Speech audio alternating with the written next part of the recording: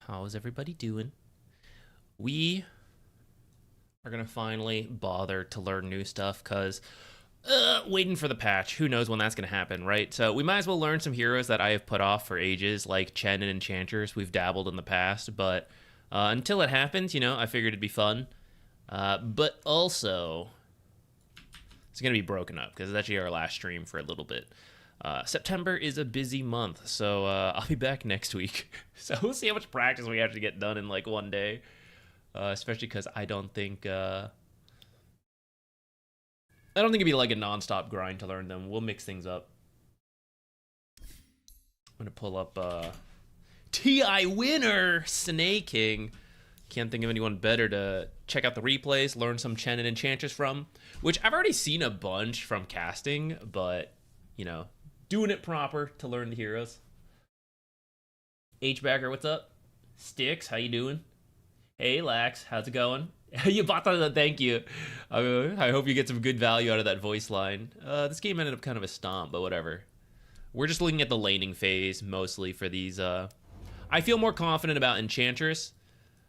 It's my Chen that I'm scared of. I'm gonna get some reports on.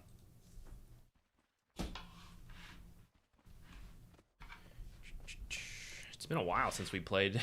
Jumping straight in with the micro. Well, I don't care too much about the MMR right now, so good as time as any to do it. We'll start with a couple replays, play a couple games. I actually didn't really eat lunch. I ate a late breakfast, so we'll take a pause somewhere in the middle to eat something and watch more Chen and Enchantress games. And we'll go for as much brain power as I have, since learning new heroes, especially micro heroes, I feel like tires me out. We'll mix things up at that point when it happens. I've been playing so much Chen and feeding while microing. Now we can watch me do the same.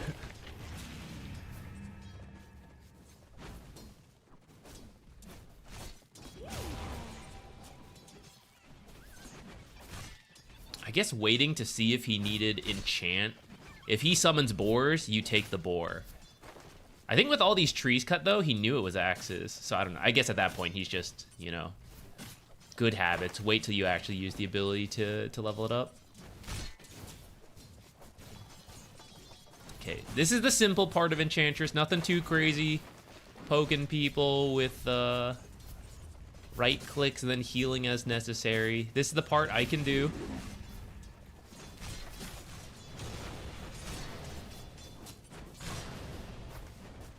No camps available. Come over to D-Ward at the last second.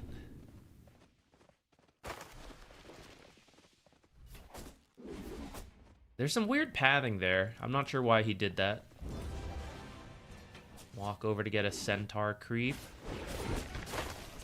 And then what? Just run the centaur creep at them? Pretty much. How much is the level 1 creep doing? 19, that's not a lot. What's the extra bonus damage? 0 at level 1. Do you think a new hero will be coming out soon, or Cobium to the max? I am sure that Dota will continue to have stuff. I am not going to stress about it personally, just because it's clear Valve does things on Valve's time, right? When things come out, they tend to be pretty good. But I'm not gonna... I think it'll be better for me mentally, especially as the space of a content creator, because sometimes it gets weird where you're like, oh, I think something new should happen, so like it feels weird to work on old stuff, and then I don't do stuff. So I think I should just not worry about it, you know? We'll just assume we'll never get another patch again and proceed forward like that, but inevitably I know things will happen, and there will be more content down the line, and it'll just happen when it happens.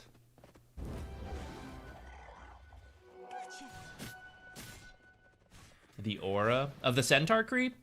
The centaur courser is more useful later on in the game. I think at the start you're just taking whatever creep you can to run it at people, do a little damage, be a little annoying.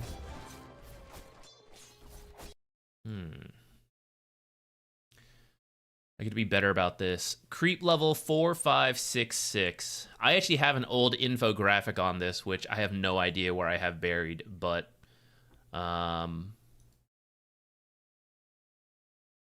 we can take the Wild Wing. We can't take the Troll. I think we can take the Pinecone creeps. Let me switch to free cam. Can I see the creeps now? The Centaurs we can take at this level. You're level 6. I think the Hellbear is level 5. Where can I find a Hellbear? There may not be one anywhere.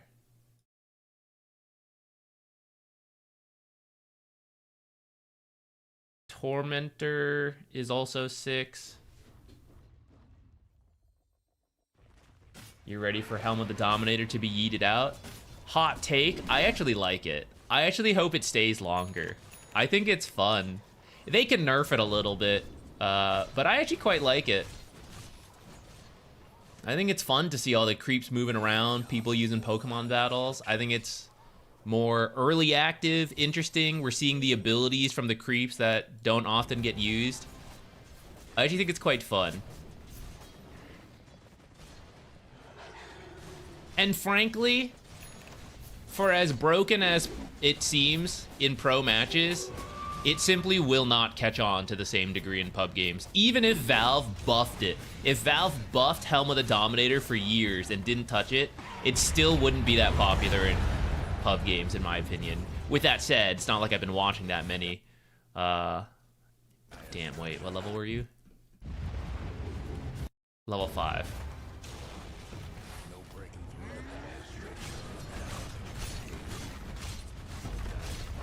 I'm okay with them adjusting it a bit, of course. But I think the most interesting games of Dota, from a watching perspective, ignoring our own actual games, from a watching perspective, outside of creating a hype tournament like TI, you know, which is inherently interesting, early action tends to be pretty interesting, and long games tend to be interesting, which I think Helm of the Dominator hits both. You get it early, you're fighting around with the creeps, so that's interesting. And then because you can creep cut a lot, it tends to drag out the game into interesting late game situations. Admittedly, the mid game can be a little boring sometimes if not much happens there. But I think that's more interesting than everyone waiting for certain timings, like, oh, we've got Spectre, we've got Medusa, everyone's got to wait the early game, there's not like interesting things happening. So I think Helm of the Dominator is actually quite interesting for that.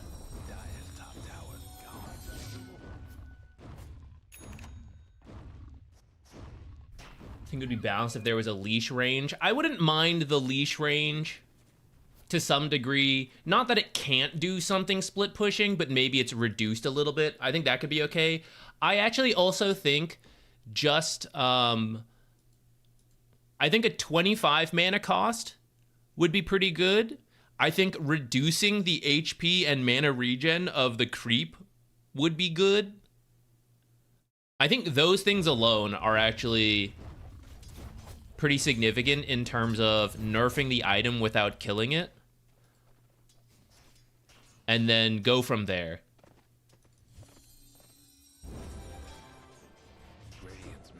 Okay, this part's not too crazy to me. I've watched enough Enchantress games in the past. That was not as deep of a study as maybe it should be, but hey, let's look at a Chen game. Make them not immune to hook or arrow, easy fix. The issue is, that's part of the reason the item was not good, is because you see someone who built Helmdom and you go Doom, you go Midas, you go anything like that. So you could revert that change, but I do think that would kill the item again. At least, no, it would kill the item again, because you wouldn't even have people like Beastmaster and Lycan building it, because they would just lose their creeps all the time. Maybe nuke them to a certain degree, like 500 damage or something.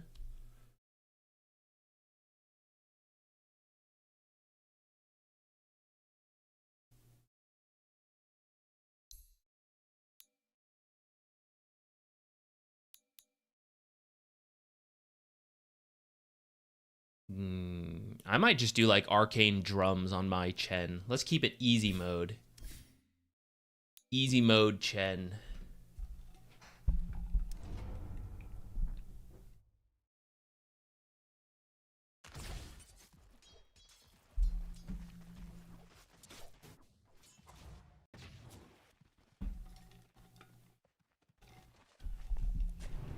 My game plan for Chen is to send the creep mid, burn the enemy mid laner mana twice, and then bring it to my lane.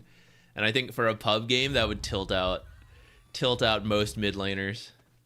30 seconds to go.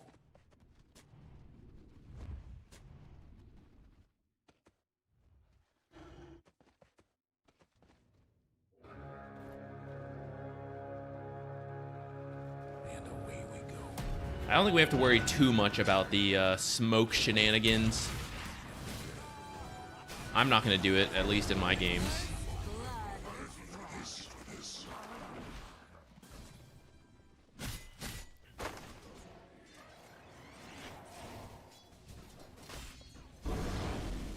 Oh yeah, free money.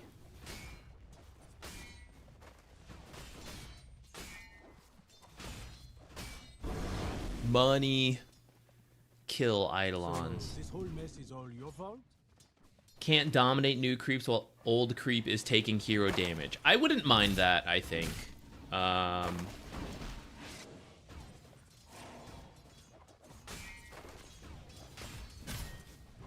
Or you can do it, but it counts as XP given to the enemy. You know, it's like a creep died in their area. They don't get gold, but they get XP. That might also be somewhat worth it. Maybe not. Maybe it needs to be bonus XP. Not just the regular creeps XP, but in the same way the gold is worth more for the dominated creep, the XP is worth more if you force them to dominate it. Dominate a new creep to avoid giving the kill. You know, it gives something. Which could be an interesting dynamic, because then the Helm of the Dominator tends to get you more gold, but you fall behind in XP because you're split pushing creeps with your Helm Dom creep, so you're not leveling up. So if the enemies that deal with it, they maybe lose out on gold, but they gain an XP advantage over you, potentially. That could be an interesting way to potentially balance that item.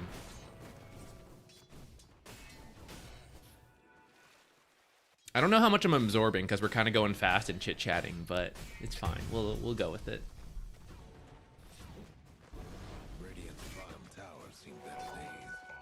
I don't understand how to adjust keybinds to use creeps earlier, to use creeps better.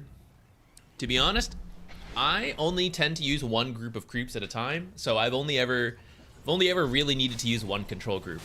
I am gonna start with that on Chen, even though I think I should probably use separate hotkeys. And I've been thinking about, we're gonna test in a demo lobby right after this. This creep that gets summoned, I might put on a unique button instead of my usual. But I haven't fully decided on that quite yet. How often do games get server issues? I had a normal match yesterday where all players seemed to have packet loss. The screen was 5 FPS, but the top right statistic showed no abnormalities. That is strange. Not that many of my games ever have that issue. I'm speaking from the US East, US West servers. That's mostly where I've played. So I don't know about other servers. I don't think it's that common to have that level of issue if most of your games are normal, you know, because usually it's like your PC has issues rather than the server has issues. If it suddenly just starts happening, I do feel that's a bit rarer. I'm waiting for Fantasy Arcana and Immortal drop. I do want to know where I fell in the end. My Fantasy was pretty good the first time. I guess I can't. Oh, no, we can. First Fantasy was pretty decent. I had pretty good stuff. I didn't get great bonuses, though. I think that's something I messed up this time. I put a little bit too much emphasis on trying to get really good banners, and I should have just taken, like, solid banners and buff up the, Zach, check Discord DM when you can. Okie doke. And should have buffed up the actual tiers, like the bonuses of it more. So I think I would have done better in fantasy. I'm going to record this for myself for next year, because next year I will try to make a video. As soon as this comes out, I'll make a video on fantasy and all that. I always put it off every year, but I'll try to do it next year, even though I don't feel like an authority on it. I just know a lot of people ask. And then same with this one. Like, see, I had some pretty good ones. The reds were not great for mid. I had great ones, but then the bonuses just weren't that high. Compared to the ones, like, this is insane, you know? The amount of points you get from having really good bonuses and the fact that it picks, like, his best games. So I should have put more emphasis on that, I think. And then my predictions were okay. My day one predictions, I think, are pretty good, because I think I heard them say, like, less than 6 people, or maybe 6 people had 10 predictions correct at the end. So the fact that I had 8 must mean we're relatively high. But then day 2, or phase 2, I have 7 out of 14, which I guess is fine. I don't really have a good judge on how good that is. I assume most of these later tiers almost never happen, just by nature of these kind of predictions are so hard to get. And so a few thousand extra over people is maybe enough to get me higher. I don't know. I feel like I should have at least 95th percentile. Which means... also, this sucks, guys. Why do you have to individually claim for every 1,000 points? Bad idea. Claim all button, please. I feel we should be 95th percentile, which means an immortal and a purple item. I doubt. I'm not going to try to dream of being in the top 1,500, even though it'd be cool. I just know that's very unlikely.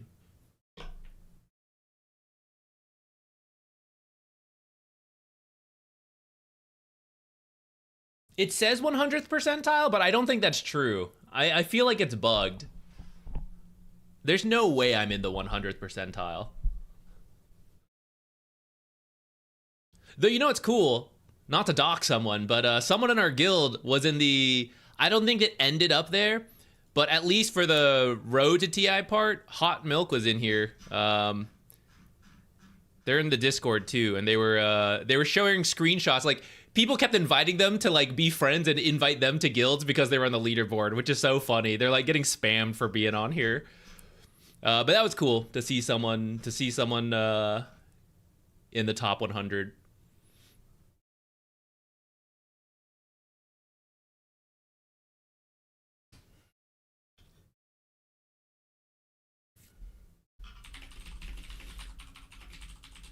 NPR, it will be pretty difficult. But we can talk more a little offline, because I have a friend's wedding, and then I don't have the schedule yet, but we've been trying to sort out some upcoming casting. TI may have ended, but the grind continues for the new year.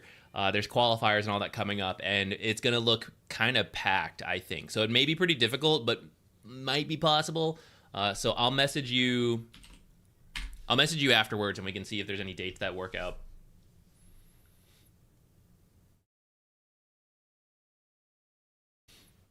Current score is close to the final percentile.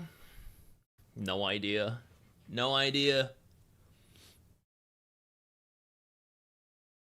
I also don't know how many... So I might be the 100th percentile. Let's say that's true. There may still be over 1,500 players in the 100th percentile. I don't know how many people logged in to do this, so I don't have a great read on where we actually fell. I'll just wait till I see an item pop up or something.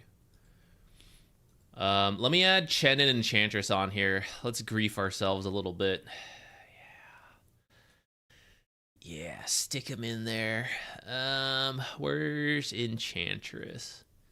Time to grief myself. If they get banned, I guess we'll play like Natures or Naga. But what are the odds? Who's banning Chen and Enchantress out there? What freaks out there are doing it? Yeah, we don't want our MMR to go up too high. Let's lose some games. I'm ready to go. Let's see. Rewards are on the 18th. Okay, I guess I'll find out on that day.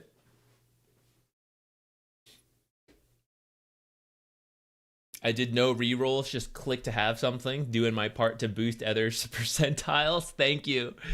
Thank you. I could not be here without you.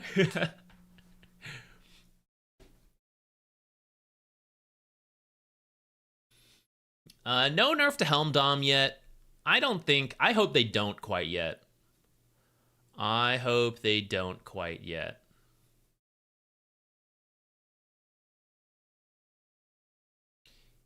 You have 33,240 points. Bottom of top 100 is 31,680. Where do you see that? How do you know? That's cool though. If you did, that means you're in the top 100, right? You're gonna get free Aegis and all that shit. Nice.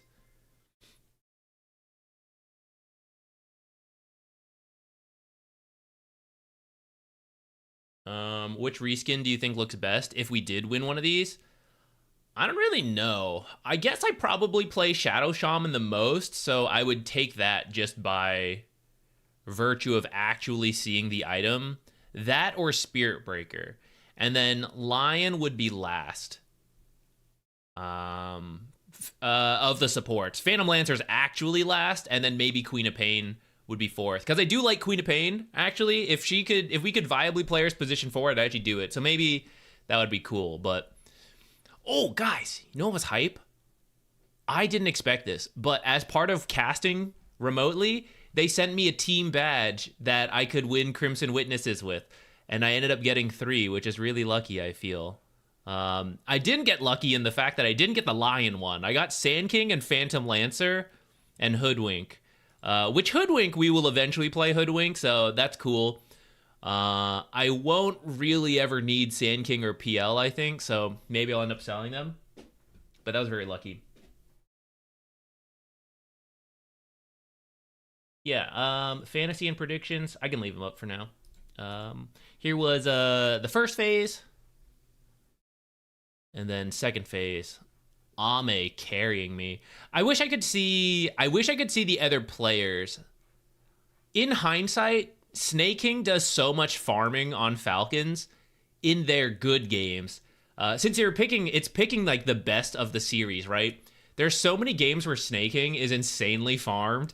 I think I should have gone with him actually in hindsight, but you know, what can you do?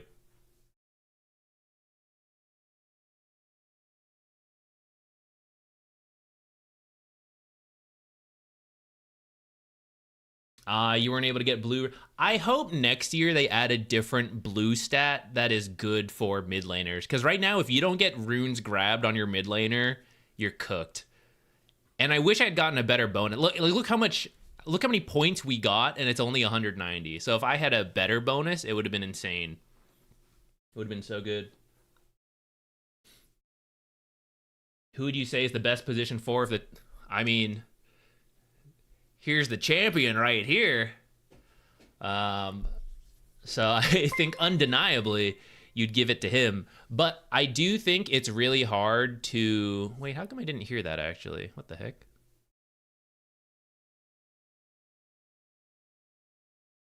Music plays. I don't know why I didn't hear that notification. I heard NPR stuff earlier. Wonky. What was I just saying?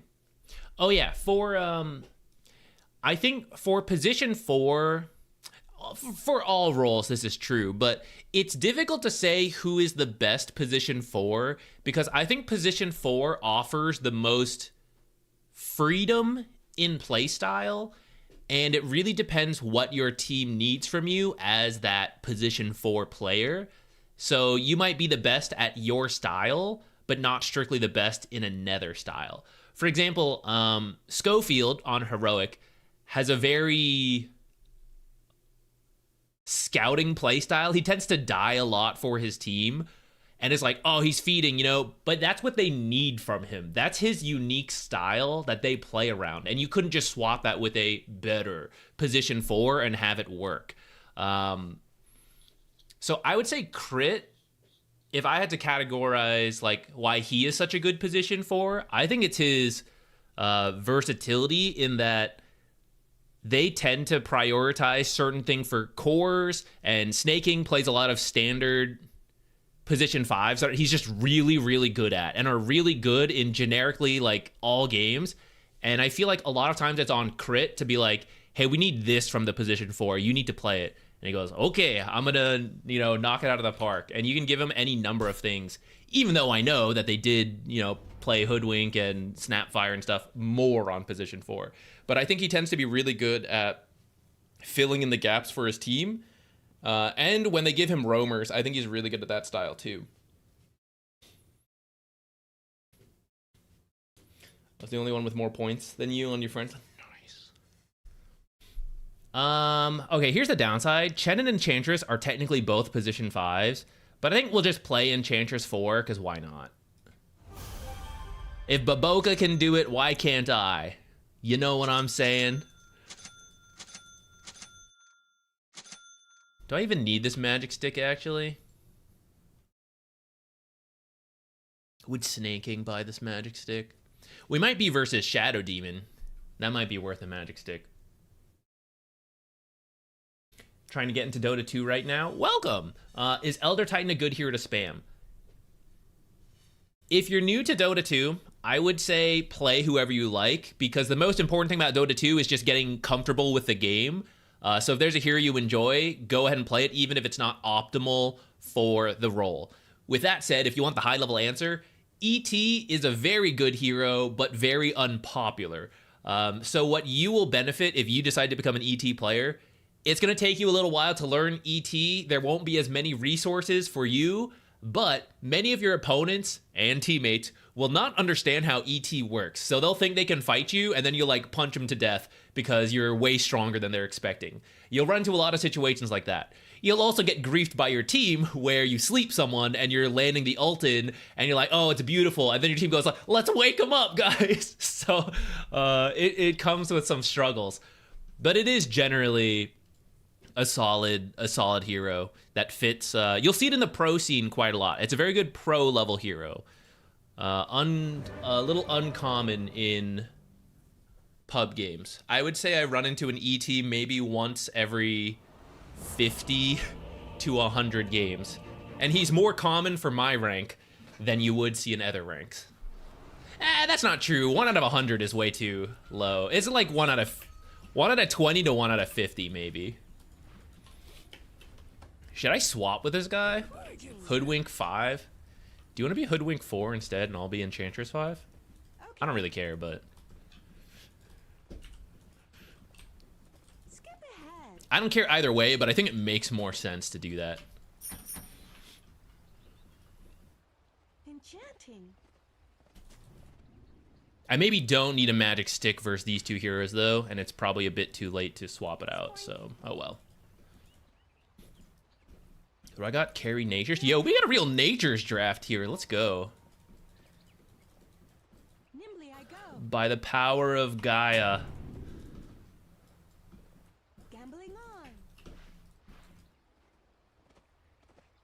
Up to you if you want to be 5.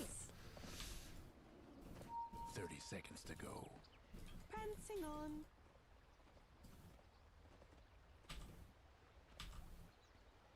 Huffing it.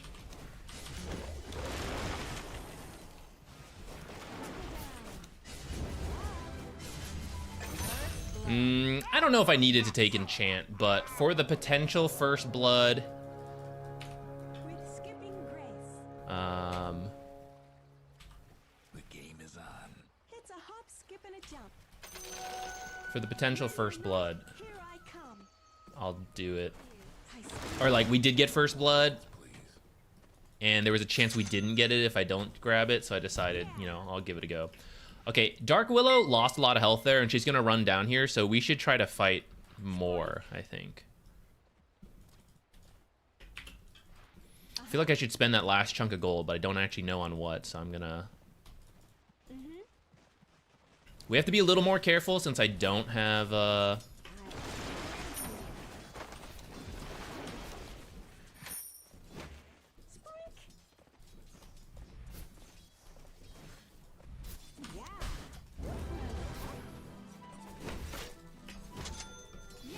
Well, I actually meant to buy that and bring it over. Since I didn't, Yeah.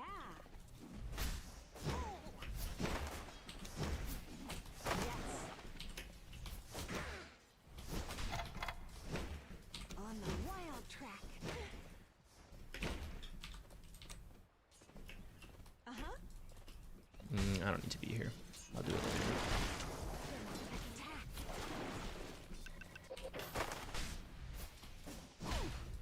Maybe I shouldn't have blocked the hard camp, actually. This is where I wish I had bought the salve. Yes.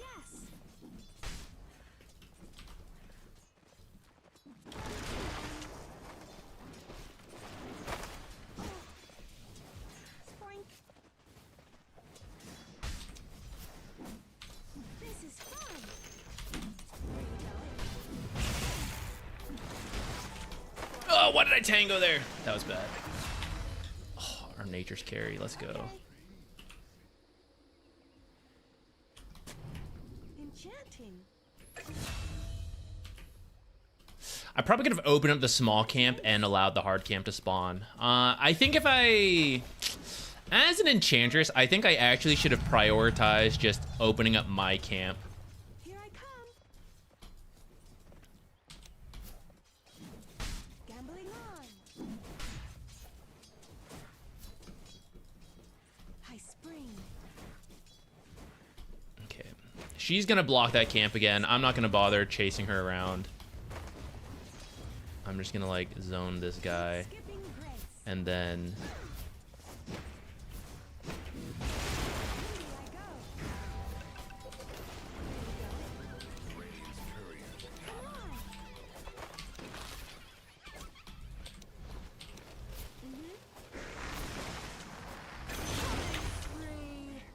can I make this? Let's just secure this. It's a hop, skip, and a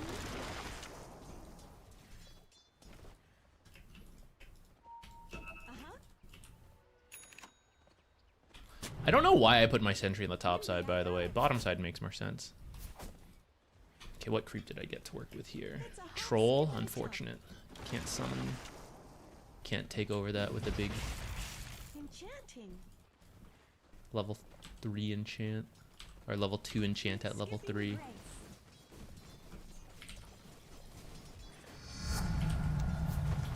Horn.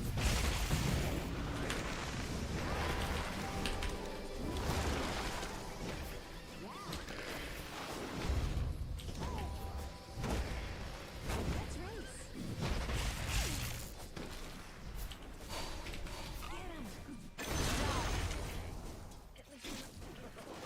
Prancing on. High spring. Sproink. Gambling on. Rip. I kind of saw that happening when he used it so close. Come. Yeah.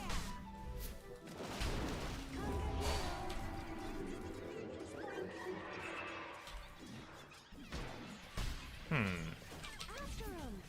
I suspect a ward in the lane if he can do that.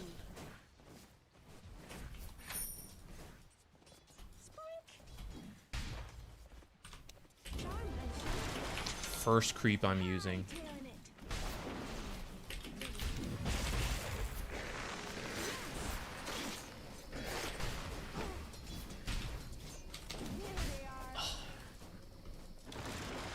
Okay, we need to pull this camp back. There's a big wave. We can do a full pull. I thought we were about to get kobold. Okay. I should have maybe done raindrops, but I'm not going to worry about it too much. We're learning Enchantress. Skip ahead. Let's not sweat the exact item choices too much.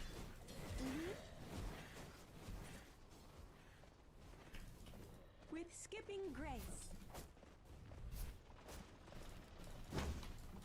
Nimbly I go. Skip. Is it further back? Must be.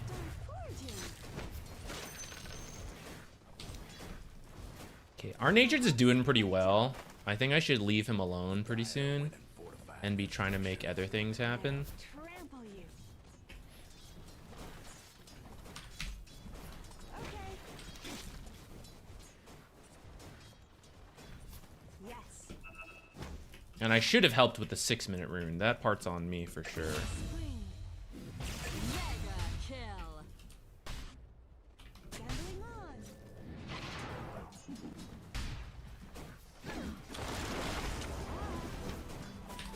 Come on.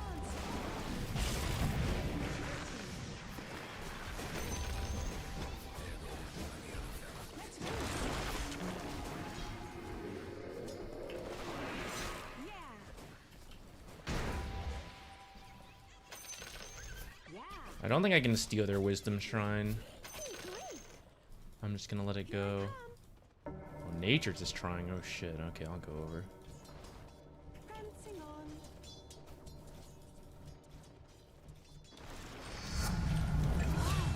Unstoppable. Sprite. Huffing it.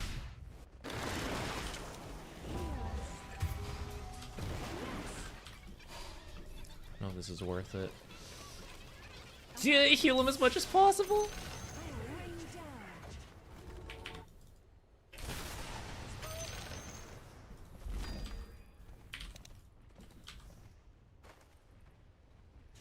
Kobold Cup, health. Tower's coming apart. Wait, I have level 3. I should have taken the big creep. I'm stupid. Let's race.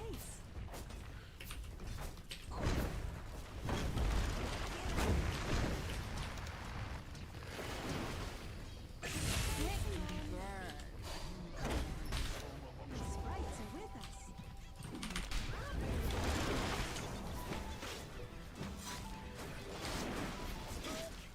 Well, this tower would definitely be dead if I took the other creep.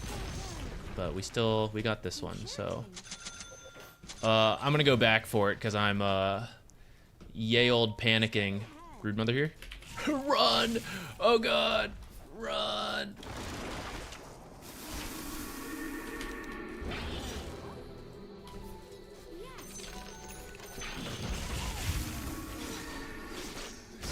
Cool.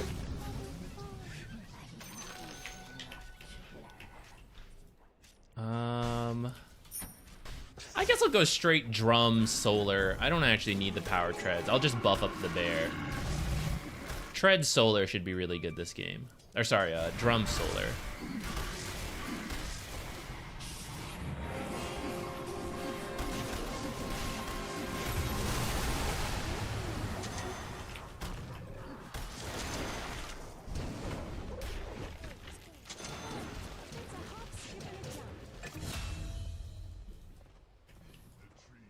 No creep. Only I go.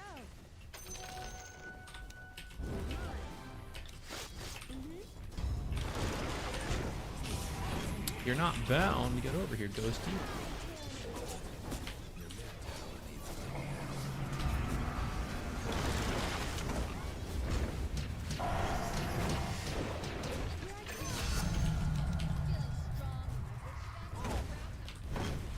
I spin. Okay. Hoofing it. Enchanted. Attack.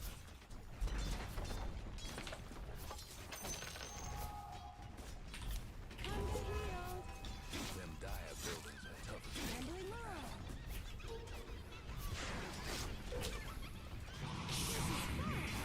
Are they rotating over? the other fellas couldn't save the top tower. Keep losing sight of him.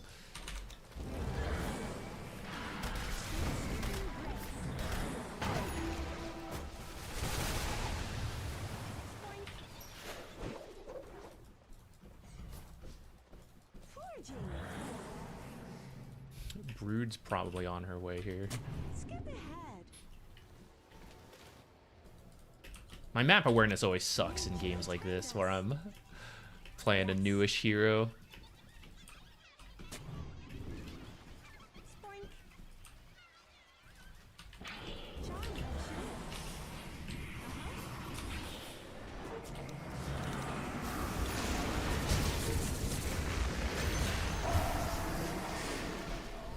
Let's race.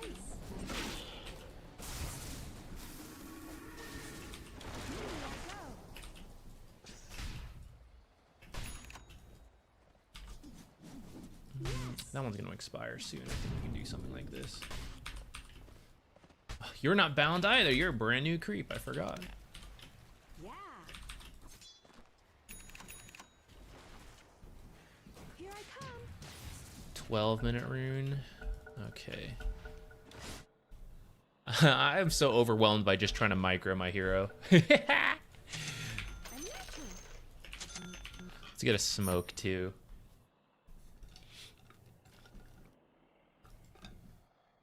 Okay, this is technically the guy I should be playing with, so let's head over there. I don't have a specific bind for each unique one.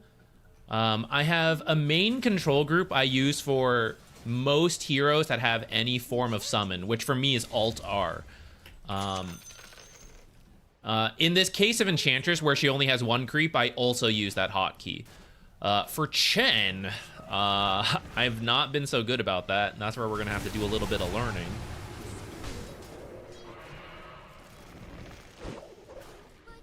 Shadow Demon here. Spoink.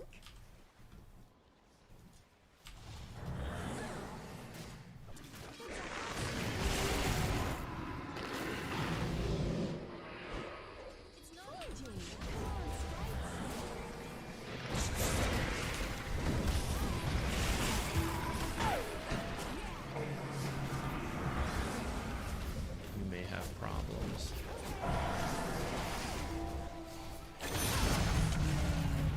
Skipping grace.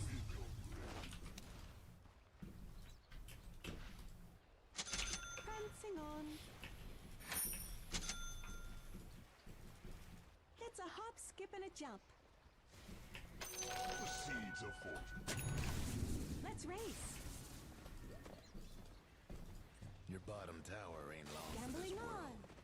Hate to say it. I've not been very good about using the creeps, and my warding has been kind of mediocre. I should maybe have been there for what's happening bottom. I Oh no. They're meaning to smash that bottom tower of yours. Yeah. Okay. The other fellas aiming to wreck your bottom tower. Yeah. Your bottom Come tower's on. in a tight spot. Pray tell. Alright, so that's a new ward that we just took out.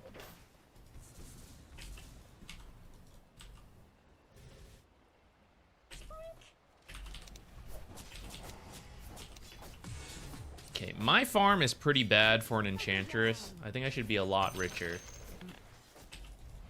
Snaking would be at 4,000 right now. Spoink. Poking it. Skip ahead.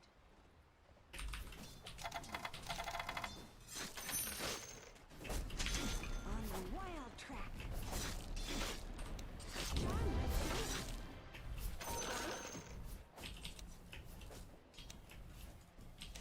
Enchanting.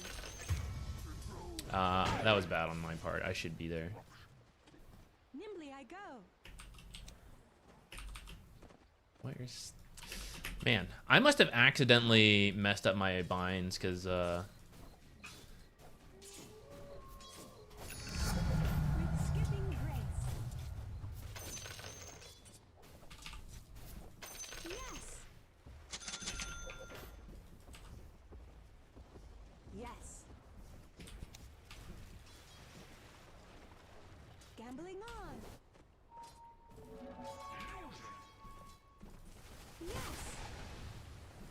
need a creep. Never mind. We need to be involved. Let's race. Hoofing it. Free Madstone. Horns out. I'll trample you. Skip ahead. Prancing on.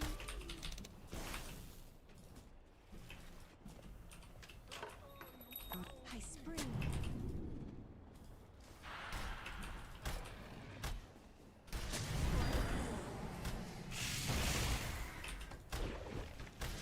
Oh, I'm stupid. I didn't see that sentry. Though I think my observer might be far enough this side that they don't actually catch sight of it. Skipping grace. Foraging. Charmed by shore. Enchanting.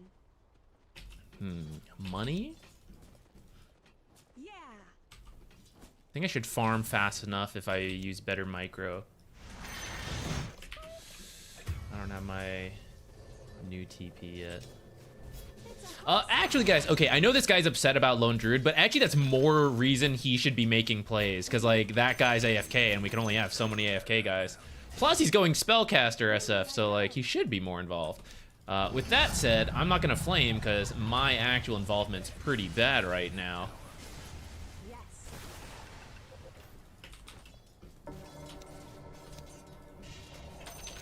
Point.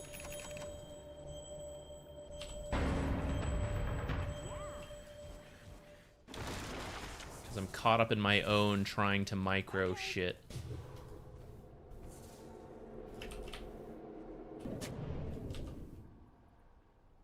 Uh-huh. I'm gonna go ward top.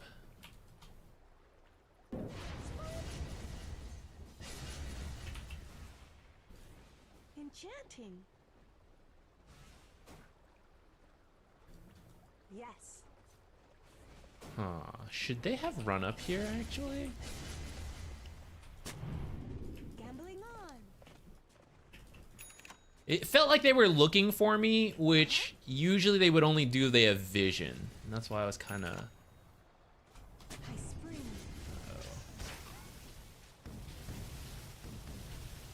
Yeah. They're meaning to smash that bottom tower of yours. Yeah. Your bottom tower's toast. Hoofing it.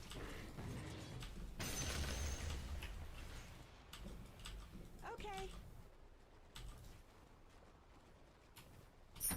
It's a hop, skip, and a jump.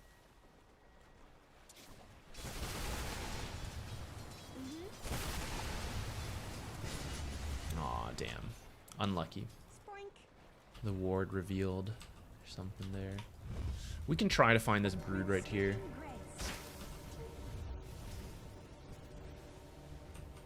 Skipping grace. Let's race. I think we should just get out. Yes.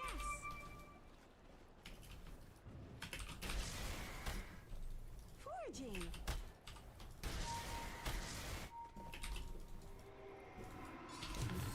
Nimbly I go.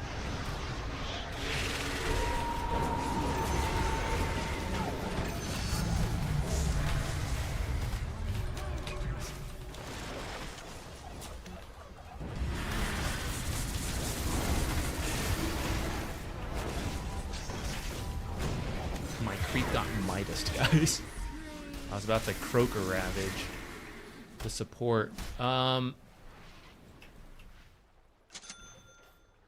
not gonna worry about what happened there, since I actually think we should have backed out. I need to be better about split pushing with creeps. Or just like pushing lanes with creeps. I should have a lot more net worth. Look at that. Goal. 2,000 more.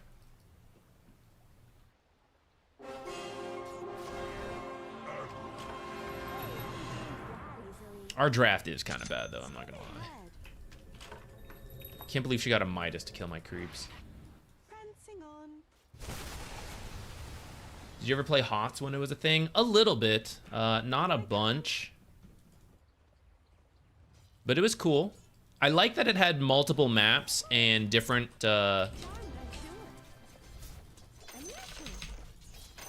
You could go like up and down a mine shaft and stuff, which is kind of nifty.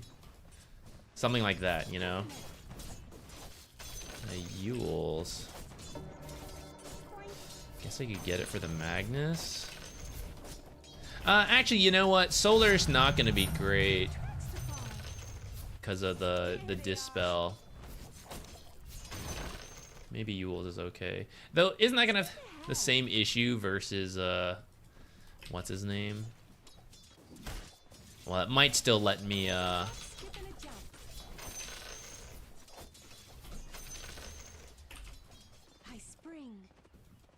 Why is this not fading away? It might still let me interrupt the Magnus initiation, so I'm kind of up for it. Here I come. Enchanting. The butt stops here. Yeah. Oh no, hello Hef. Hef. You gotta stay, don't press buttons, Hef.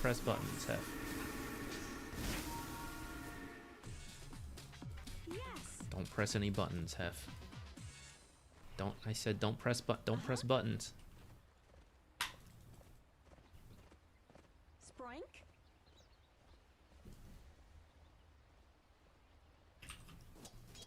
With skipping grace.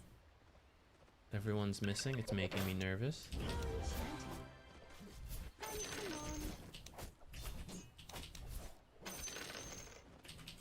Gambling on. Foraging.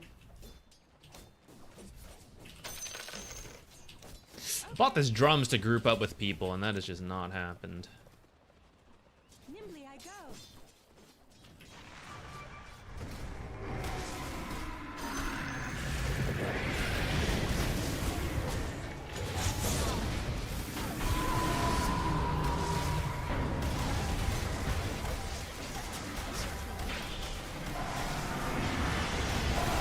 Jeez.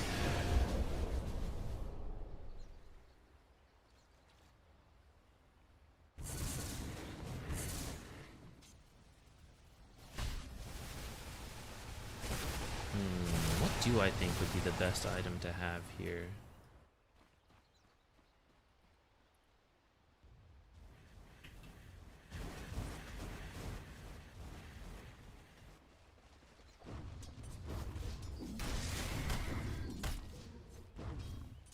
This is when you know things are bad. You have time to look up other players. This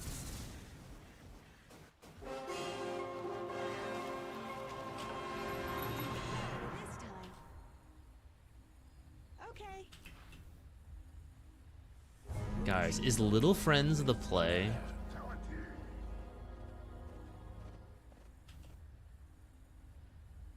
What if I go for Ags? This game is falling apart. Maybe we need a surprise factor. I spring.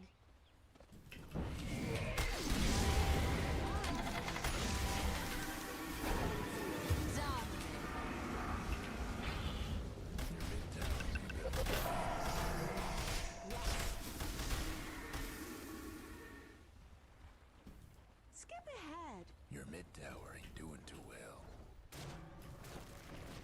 Hoofing it.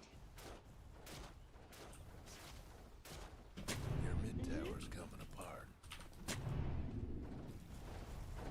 Here I come.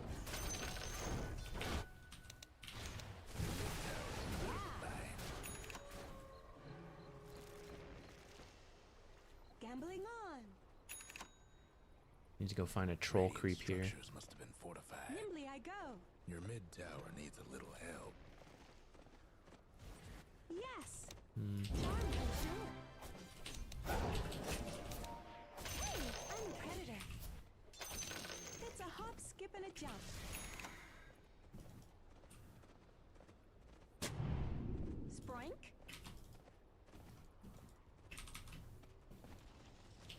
Yeah. Okay, several heroes down here. I think it's time for me to get out. Let's race. With skipping grace. I think there's a lot of heroes bottom.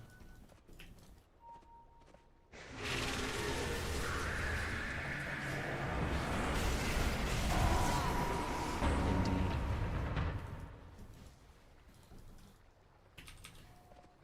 Yes. I'm regretting not having that money. What's the play? What is the play? More attack range? Spoink.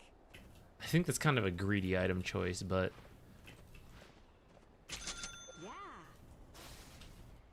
I'm gonna try this Ags as a exploratory concept, and then I think we also need to scale. But I don't know if I believe that because everyone is trying to scale, so I feel like that's also kind of griefy. But I don't think Enchantress has like a. I guess I could get a Hex. But I think I need to split push more and farm, and that'll be the build we're kind of getting. Okay, at least we're taking tier 2. Structures right now. Puffin it. Your mid tower ain't doing too well. This ain't gonna end well, will it? Prancing Hate to on. be your mid tower right about now. Bearing down. Ah, shit. I was doing so good about walking around it. Have fun trying to bust down radiant Can't structures. take any. Here we go.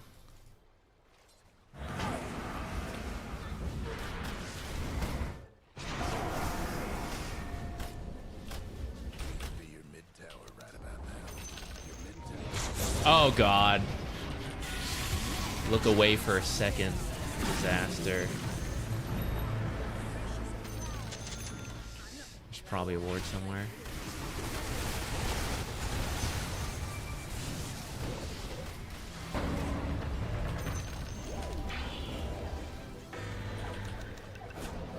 Let's race.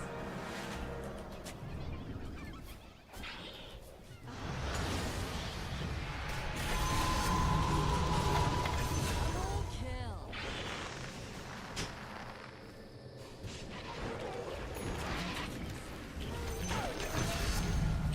I'm getting better at this. Gambling on. Oh, that's gone. Right. Back up. So force a habit to ping it right after a fight. Alright, I should be able to get mid tier 2 with the troll creep. I think there's a ward over here that I have to go get.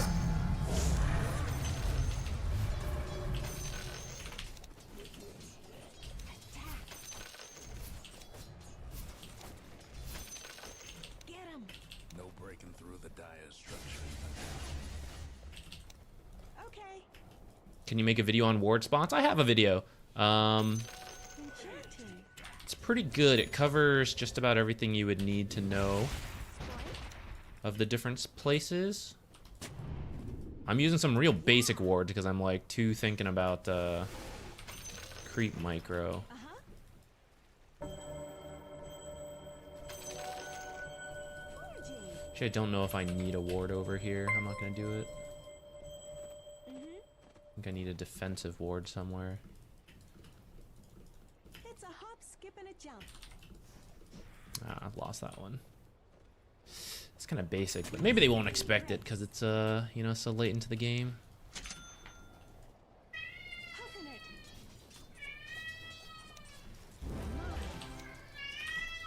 Prancing on.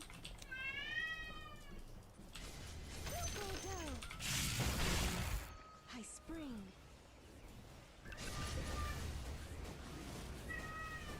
Hey, Jupiter. Yeah. Let's get top. Split push this. I don't know if this Ag is gonna be any good, guys. I wonder if this is a grief. Spoink. Nimbly I go. Gambling on.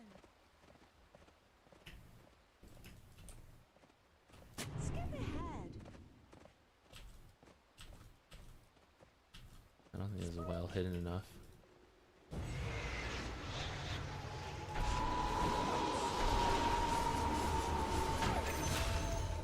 Okay, okay. Nimbly I go. Charmed, I'm sure. Hoofing it. Yeah.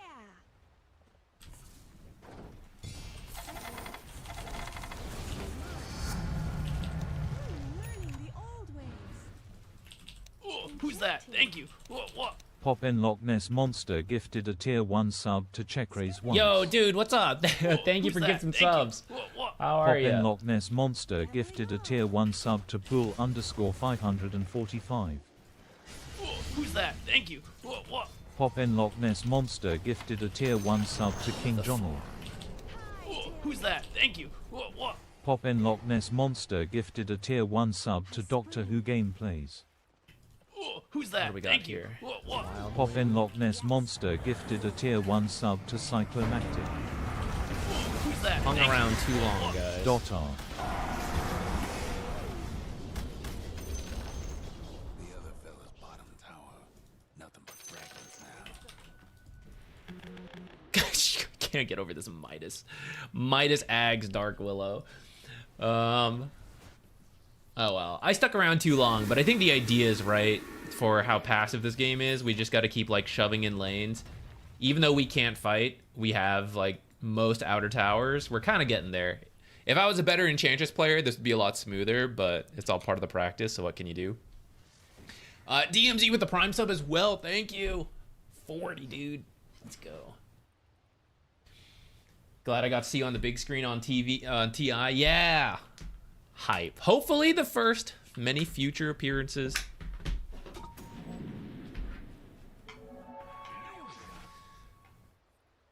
Maybe I should have gotten Sproing because we're farming up. Did you just solo this? Damn. Nature's is digging in deep to carry.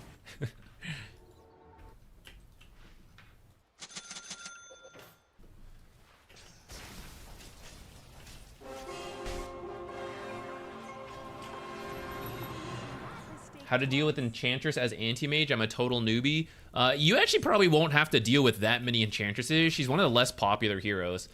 So if you just ignore the matchup, you'd probably be okay in most games.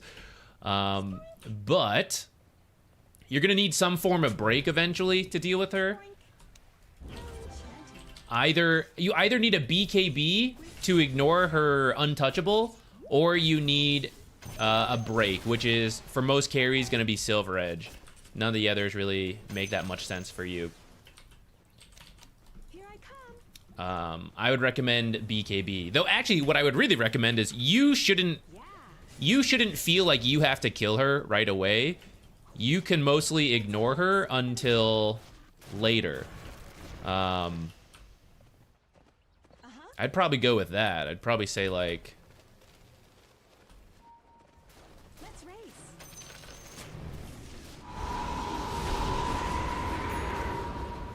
you can dodge out a lot of her attacks with your blink to disjoint them and just focus on other stuff. Kill the rest of her team and then you're good to go.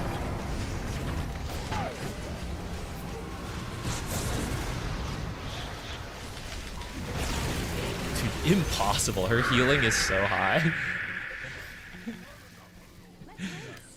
That was two heroes, Nature's and Brood, just hitting each other for ages.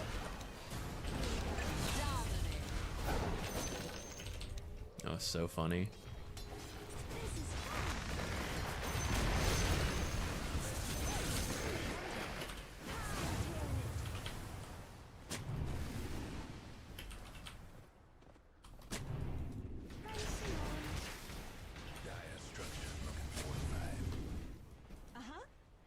What creeps we got? Anything? Alright, we'll take you.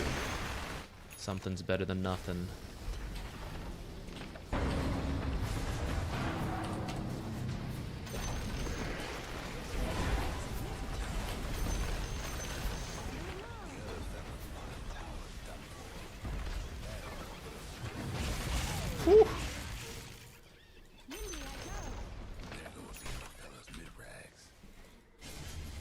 Should I buy out little friends? Here I come. Do I have buyback? I do. Oh wait, do I? Yeah, I do. I will secure Roche before we buy out.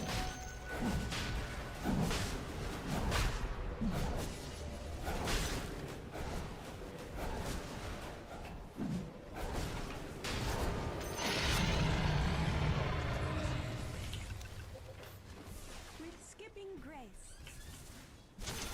Bearing down. All right, let's see if Little Friends was stupid, guys.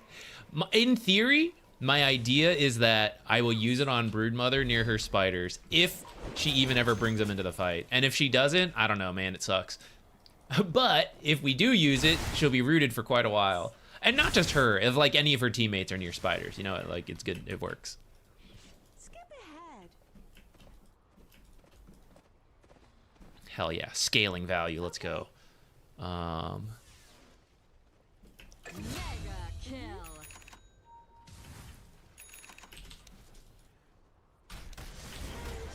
Okay. Prancing on.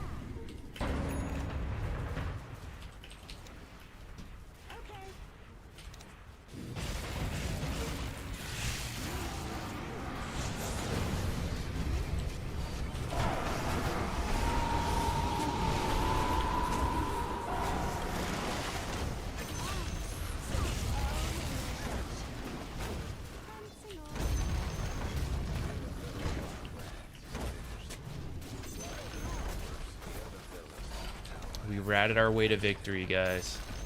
And by we, I mean as a team. I feel I didn't do all that much.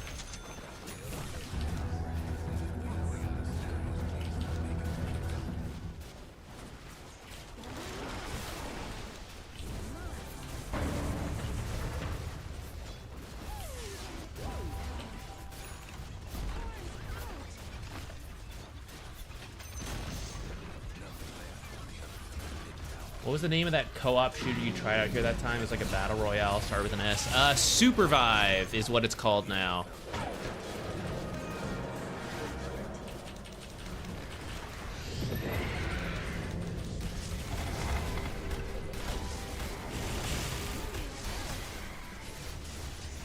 I haven't gotten to... I've been so busy I haven't played it since back in the day. But it was pretty cool. Have you heard anything more about Supervive? You know, it's funny. I have not been involved, but as part of, like, are you interested? I'm still in the creator Discord, so I still see the announcements, like the behind-the-scenes updates. So I'm somewhat up to date, but I don't keep up with everything just because I'm still, like, you know, busy and focused on other stuff. But I do know a little bit about it. It is fun. I think it's cool.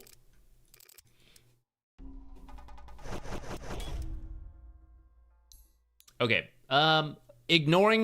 Ignoring this, our lane itself was mediocre. It could be a little bit better in harassing the Magnus and using proper creeps to harass.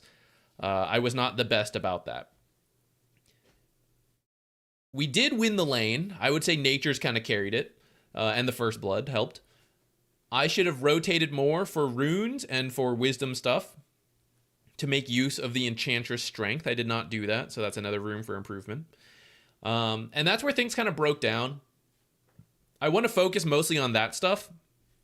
In the future, camping an area and pushing with creeps and playing with the right heroes would be better. We didn't really have that this game, so a little awkward. I'll commend our fellow support here for this game. I'm not going to build up a huge list of things to improve on all at once because I just want to focus on that stuff first.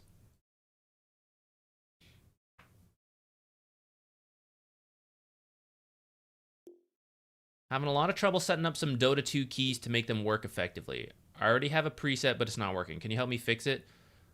Search your channel for videos, but I couldn't find anything. Hotkeys. The title is called On Hotkeys. It is a 1 hour plus hotkey video. It's a little older. There's some newer hotkeys in, but a lot of the principles are there. But what's up? What do you got? There's another video on courier hotkeys. They're scattered around a little bit. But what's your issue? We can try to answer it on stream live. I thought Enchantress was mainly used to purge buffs off enemies and early side lane pushes. So that's certainly something she can do. She has the Dispel with the enchant. It's a strong slow, and then the creeps are very powerful early game to do stuff. That is all true. I'd say for pub game, she also has really good late game scaling, which I didn't really do this game because we were trying Little Friends. But usually you just get like Hurricane Pike and start scaling for damage, which can be good. Make a 2-hour version. I really could. Dude, the 1-hour version is me trying to be fast back in the day. Now I actually could make a sub 1-hour video. I would be better about it. But for all the information you can talk about with this stuff, easily 2 hours. Let's go. Follow-up sequel.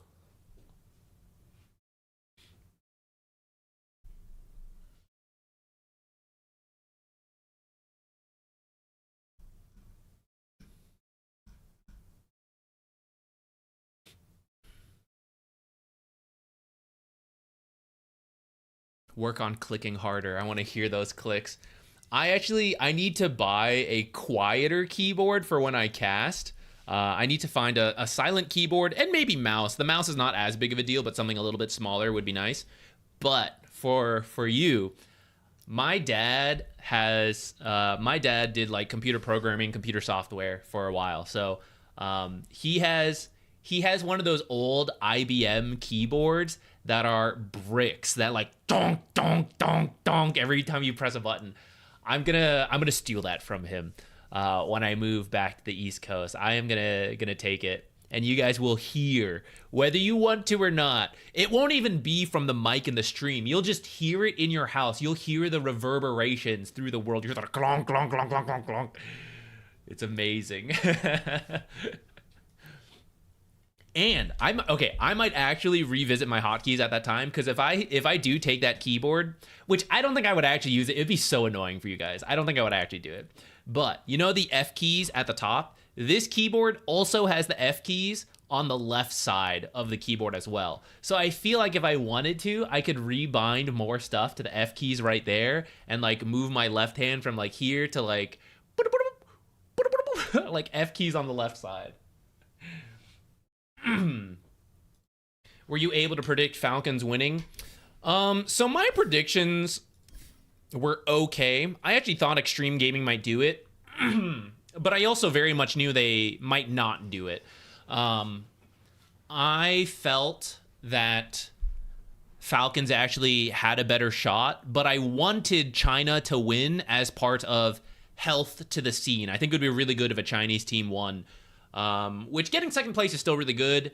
I know the Chinese fans tend to be pretty harsh, so they're probably flaming XG right now. But second's actually quite good, even if, it's not where you want. And dude, Ame 3 times losing the grand finals in the 5th game. That's painful, but I'm not too surprised Falcons won.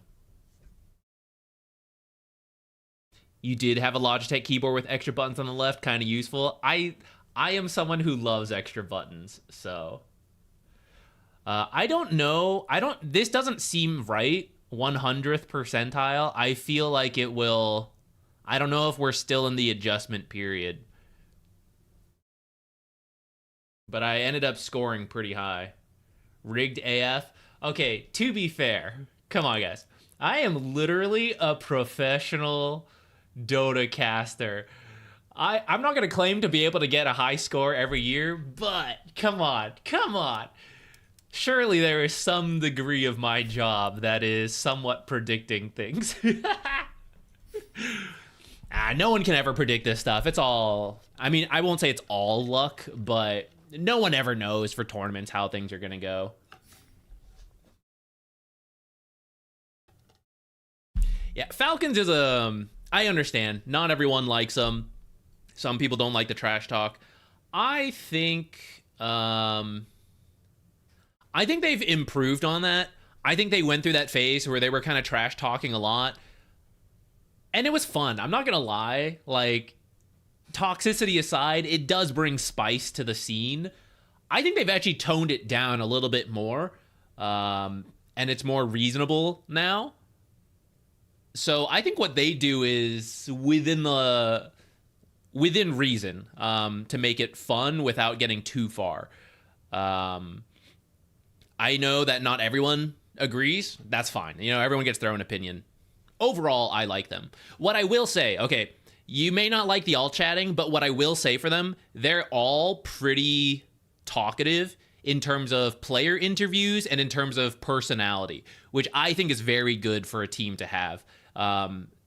As someone who has to sometimes try to interview players after a game, and you're like, how do you think this goes? And you're like, well, it wasn't that great. We could have done better.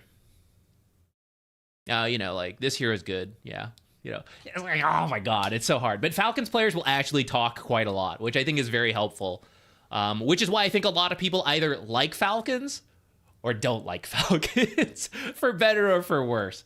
I think, I do think what they are is good for the scene, but I don't blame you if you do or don't like them. I understand it's a polarizing kind of team. Underlying problem for your hotkeys. Back to that. The keys I added aren't synergistic. I'm not fast enough. I use QWER, FDR spells, and Alt QWER for items. But self-cast isn't possible if I use quick cast. It's a lot of trouble. And I have some keys left free for me, like CV. Is there a correct way to set up keys? Blah, blah, blah, blah, blah. Okay, so you can watch the video. I actually covered a lot of what you're talking about in that video. So even though it's a movie-length feature, put it on ×2 speed, and it'll have a lot of useful information there. But I will answer some of this stuff now. So endpoint, what your hotkeys are do not strictly matter, but they need to be comfortable to you, and they need to make sense to you is what matters. If you look at pros and their hotkey setups, it's wild. It's wild the way they play. Some people use legacy keys from back in the day, and they're like, I've been playing this way, I can't get used to new keys. So they are using keyboard buttons all over the place. Some people are like, the most amazing setting that everyone uses, someone will not use it. They'll be like, oh, I don't like it. You know, so there's all sorts of different hotkey setups among the best players in the world. So at the end of the day, as long as you get used to it and you're relatively fast with it, that is enough. From this TI, I saw someone on Reddit screenshot the view of the players, and I think it was XM was playing on windowed mode, which is crazy to me. I kind of understand why. Like, if he's used to a smaller screen, he does it, but like, that was insane. When I saw that, I was like, who's playing windowed mode Dota for TI? But just goes to show, like, you can do anything. For self-cast, quick cast, so that's actually not an issue, but you need some extra settings.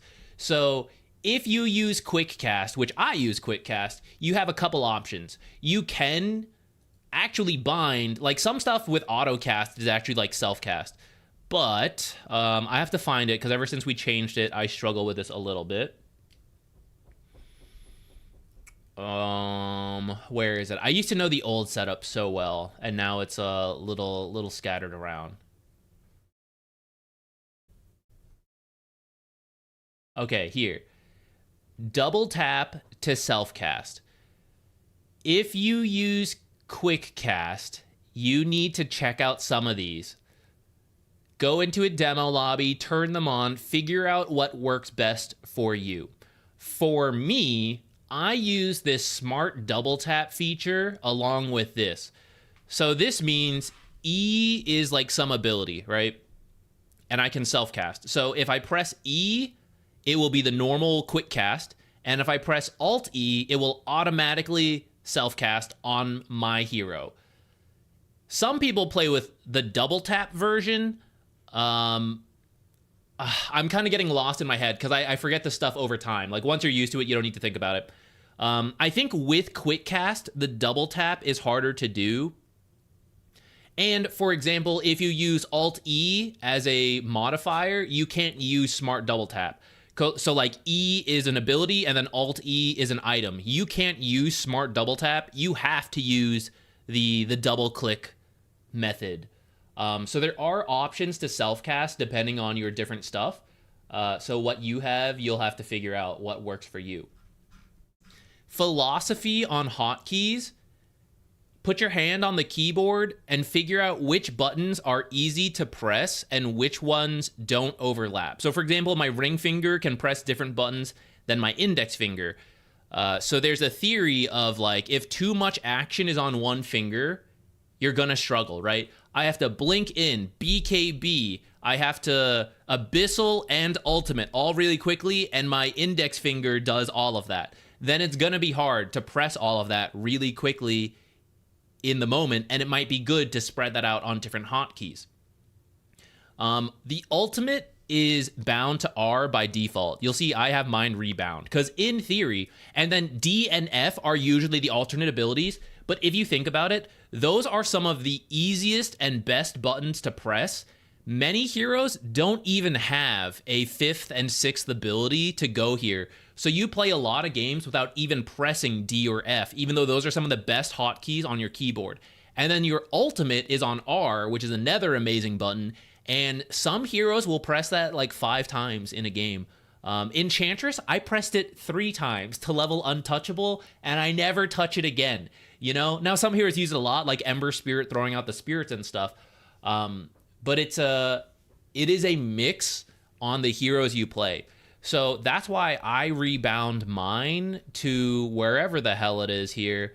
Next unit is R, and a control group is Alt R. I use this so much. On Enchantress that last game, I probably pressed this like 100 plus times. So that is some of my theory. I pick hotkeys that are high value, and I pick keys that I can press but aren't that important to press.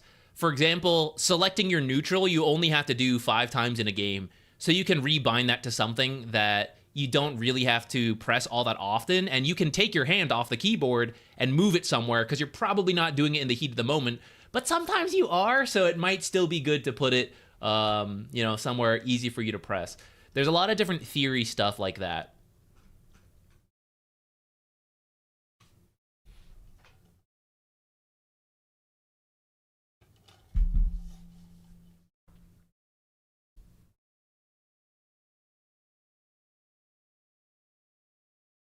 The Heroic exit interview is awesome. Yeah, I really like Heroic, actually.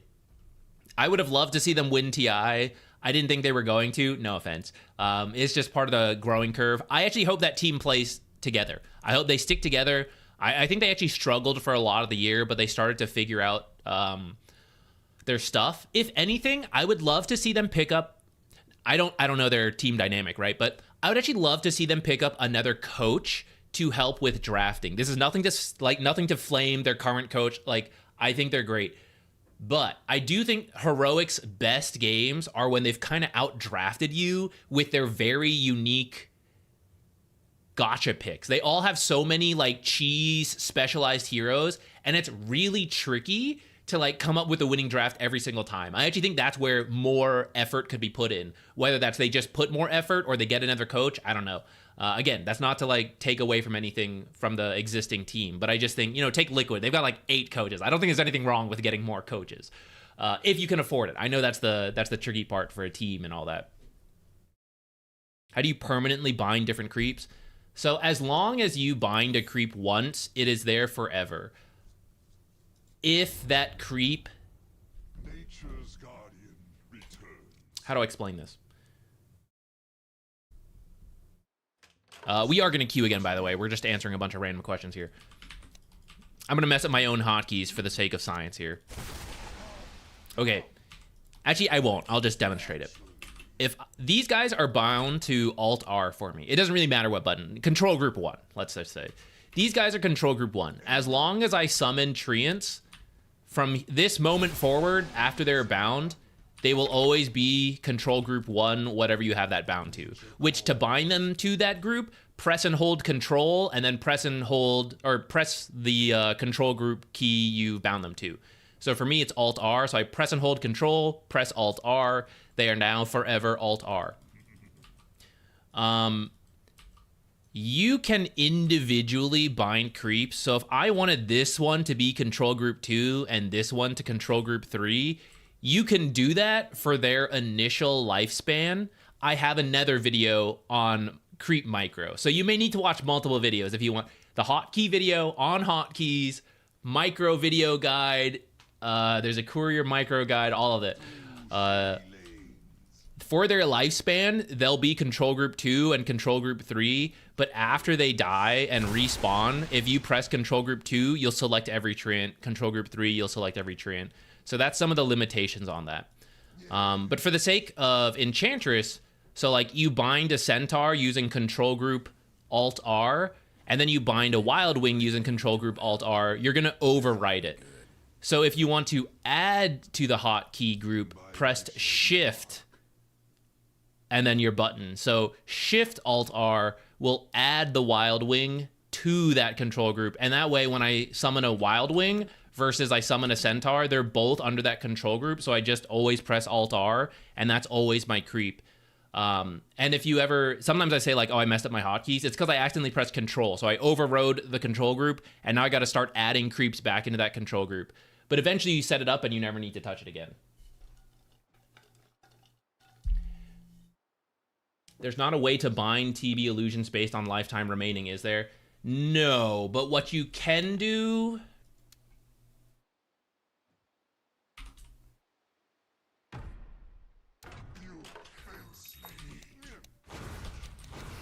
So essentially, what you're asking is like, when I press, I want 4 to always be my newest illusion. There's not a way to do that, but if you... This is my most recent illusion. If I'm controlling the main hero and I press select next unit, which for me is R, I will come to my most recent illusion. So if I summon a new one and I press tab, that's the default. For me, it's R. It will go to this guy. But the downside of this, I'm looking over here. I summon a new illusion. I tab. I can move him on the mini-map, but there's no way for me to press a hotkey and come to this illusion outside of like clicking the portrait. So I can't like easily, I'm playing here and I'm like, oh, I want to see what my most recent illusion is up to. There's no hotkey you can press to do that.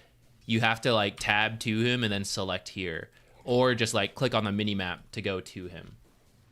Unless when you summon him and then you tab over to him, if you bound him to a control group, for his lifetime, that control group would always go to him. But as soon as he dies and you start summoning new illusions, you'll go to the... It'll be gone. You have to rebind it every single time, which is just too much of a hassle.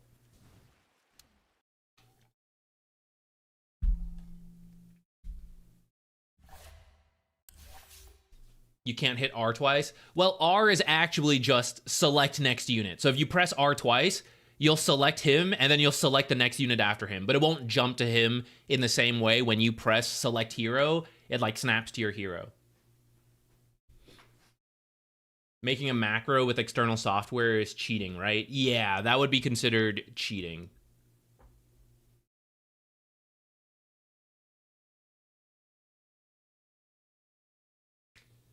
Thoughts on Amar offlane Ursa? It was sick. I loved it.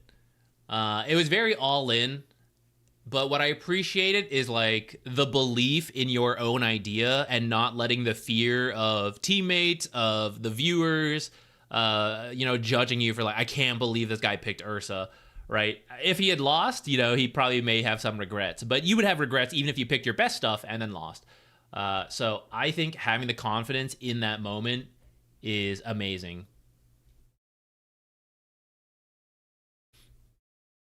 And I could see part of it is like his other heroes were banned, but I also think it was a really good Ursa game and it lanes decently. There's a surprise factor to it of like Amar has played way more offlane Ursa than Ame has played against offlane Ursa, so he had the advantage in that sense.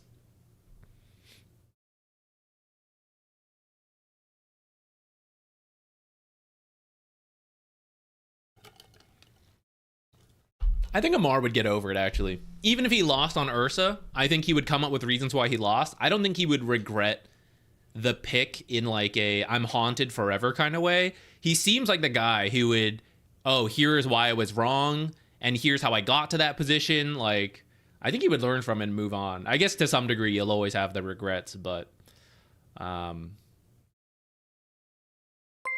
he seems like the guy who'd be okay.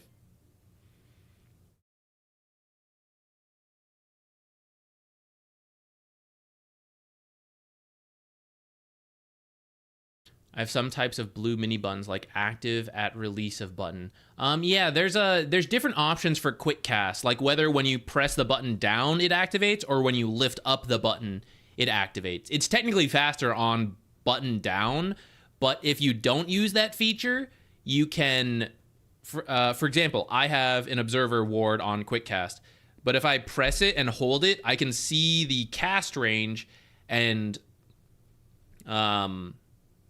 I can then like min-max the placement before I let go of the button. So I like having that.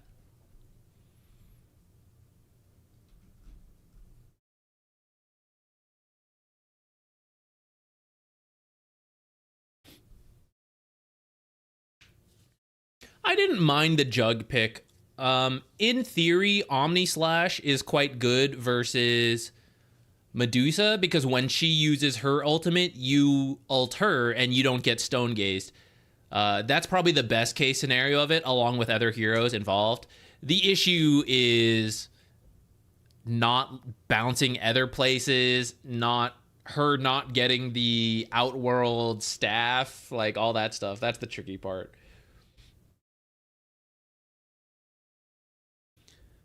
Position of the camera is important. I use that on Rune, basically.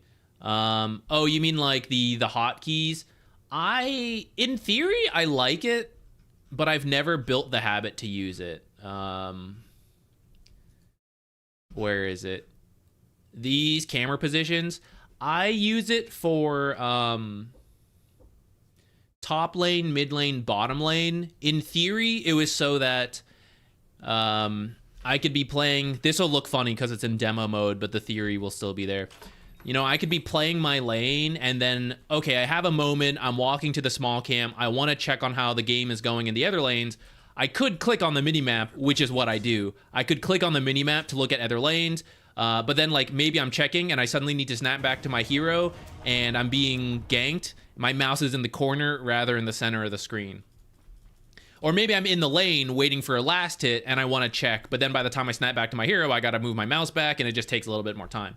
So I thought if I built the habit of like, I'm waiting for a last hit, F1, F2, F3, I can check on the different lanes. I guess I'm in one of the lanes. So I check two of the lanes, you know, come back to my lane, and my mouse stays in the center the whole time because I'm using hotkeys for the camera repositioning rather than mini mouse to the corner.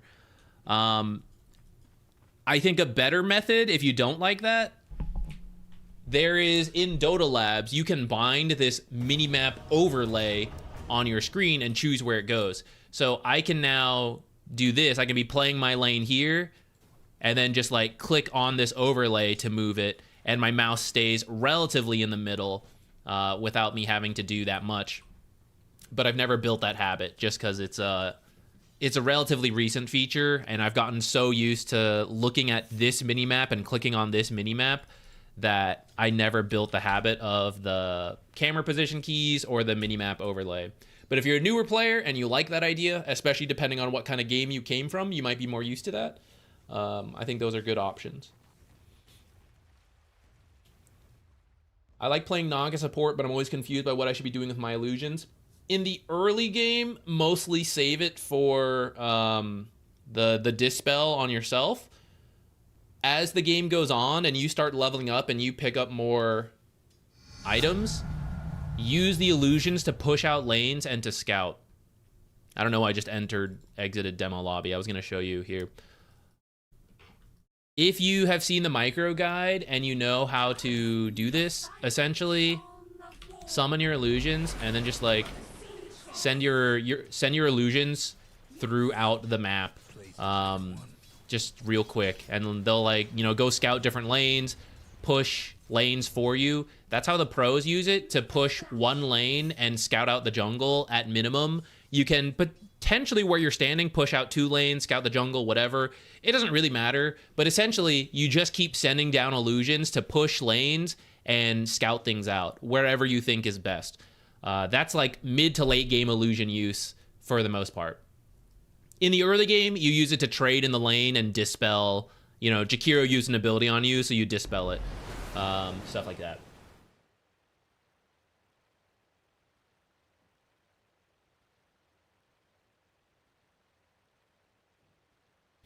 Is hard carry the most prone to go 50% win rate at lower elo? My influence in the game feels random, even compared to support. No. I think it depends on what your skill set is. Everyone likes to try to imagine what the best role is. If you're a Smurf, I would say the mid lane is best, followed by either core position. I won't deny that. For the average player, I don't think it matters. Because for a Smurf to capitalize on core role is easiest, there are so many skill sets that go into maximizing that potential. A Smurf could also climb on playing support, but it's just easiest from core. But for the average player, you can't just suddenly play like a Smurf. Even if you had a bunch of replays to look at, you wouldn't be able to just do what the Smurf is doing, because there's a lot of soft skills that you don't even see what they're doing. The reason they know where to farm is because they're watching the minimap, and then because they have priority to farm, you know, they get to do it. But you still need the skill of, like, I'm reading the minimap, I know where the heroes are, I know what my hero can do. You can't just copy that. So to me, it doesn't matter what role you play. You can get stuck at force 50 no matter what. The issue depends on the role. So for example, if you are feeling it in the carry role, my guess would be is that you play heroes. Your hero pool has more carries that are weak in the lane. So for example, maybe you like Medusa a lot. Anti-Mage can fit this category depending on the game. Morphling can fit this category. It's these heroes that I'm going to be really strong mid to late game, but I need to be given space. And that's where you hand control of the game to your teammates and you say, like, I hope you're a good support player, because if you're not, I also will not have a game. And I would not recommend that for pub games. Now, if you love those heroes, it's just what you got to do to put up with it. But if you play like Marcy carries, TA carry, Shadow Fiend, Sven's, Gyros, these are carries that have a lot more control in the laning stage. And so whether you have a good or bad support, you're more likely to be able to do stuff in the game. And of course, you need to learn to play the heroes. So it's much better to know how to play a weak laner like Medusa or Spectre. Like, you really understand those heroes. It's better to do that than to like randomly play strong laners. But I really recommend flexible heroes for pub games, because you never know what's going to happen.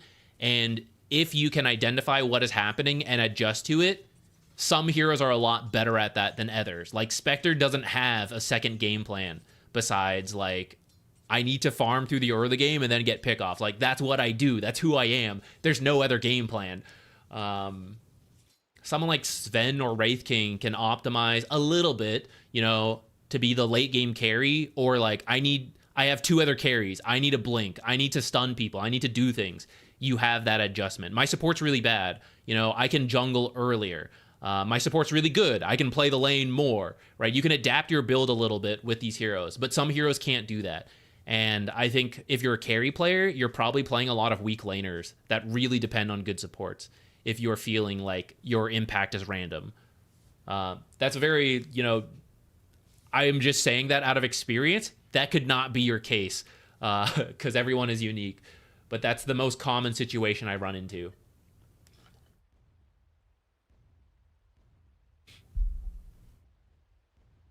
How can you build a habit without ruining games? Don't think of them as ruining games. I know a lot of people will flame, but honestly, 1 loss, 20 losses, 100,000 losses, it's whatever. Like, depending how much you've been playing Dota, just consider every game a learning experience where you are trying to improve, and think of it long term. Granted, in a single game, you might be kind of ruining it. Like, I'm going to try to play Chen. I know the concepts. I'm not a very good Chen. You could say played an unranked. I'd say that's fair. I also don't really, this is a personal take, I don't really think it matters ranked versus unranked. That's probably a hot take. People say like, oh, you can only try your best in ranked, but you will still run into a lot of random shit. Like, is it worse that I lost a game on Chen, who I'm new at, versus I played Jakiro and I lost that game? Like, it's still a loss at the end of the day. I don't think it really matters. It's fine if you disagree. I totally understand. I think as long as you're trying to improve, that's the most important part. But otherwise, it's unranked, and that's it. And then the unranked players will complain, like, you're bad and you're griefing our game. Like, you know, like, someone will always be upset that you're losing, and that's why I don't think it matters that much. Tower's coming apart. Ah, well. Yeah, throw me in that questionable game.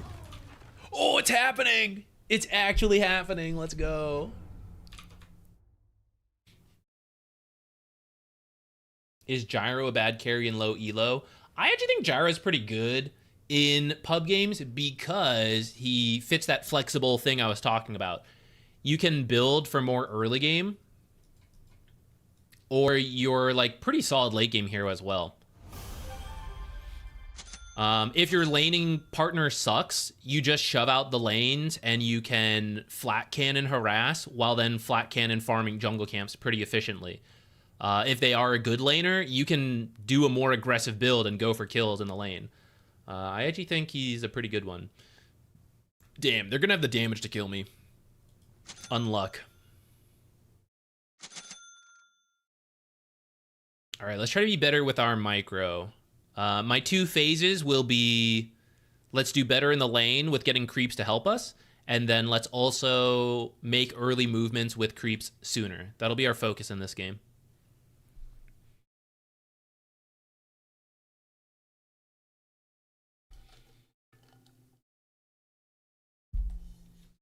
How did you find that support was your role? It's in your blood.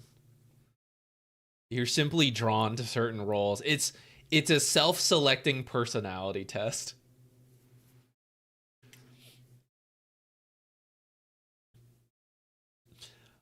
I also, I was kind of forced into it. I would actually love to be like a carrier mid player when I started Dota, but everyone would just insta, you know, on the minimap, you know, like insta mid, lock in SF, stuff like that, you know? And I'm personality self-selecting. I'm okay, I'll play support, even though my role, you know, I wanted to be carry and all this. Like, I guess I will go support because everyone wants to farm this game, you know.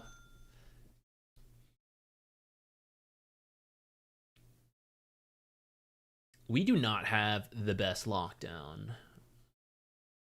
I don't think I can really adjust my build towards that though, so what do we want to build this game?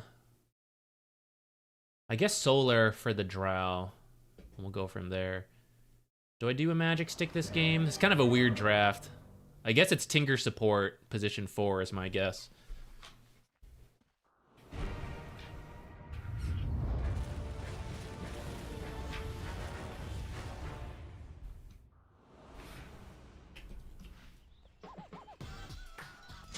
I'll get the stick again. Okay, gotta carry Jug. Kill potential is possible, unless it's Faceless Void offlane, which I'm suspecting. It'll be pretty tough to kill him because of Time Walk. But we can maybe kill the other heroes, whoever ends up there, which I think will be Tinker. If he walks up too far, we can enchant him, kill him. Otherwise, I think this is where I think I need to up my grab creeps and harass Faceless Void type gameplay, because he can't deal with the constant little poke of creeps with Time Walk as well.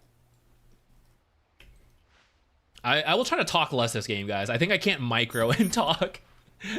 I don't have enough brain power yet. We got to get better at this.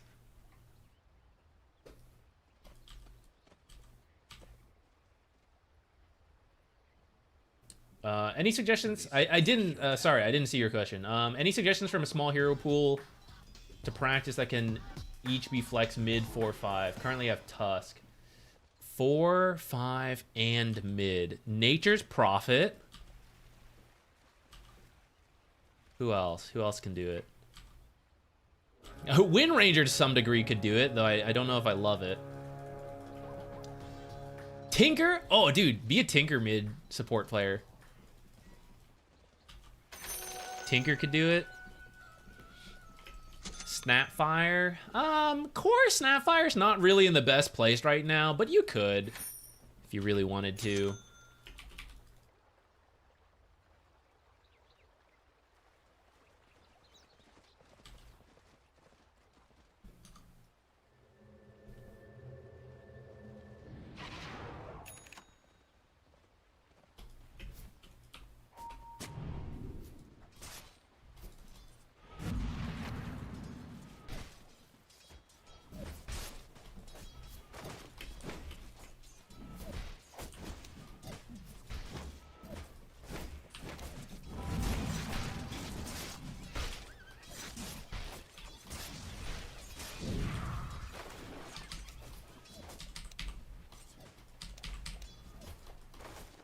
Didn't get that? Boo.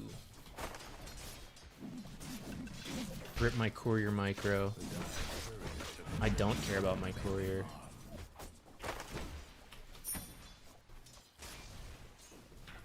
Alright, she had to use a lot of mana for that, so it's not the end of the world.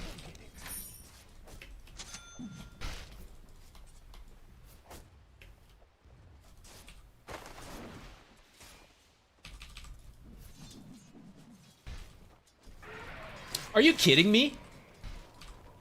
I can't believe I got hurricaned by that Wild Wing. What in the world? What a grief.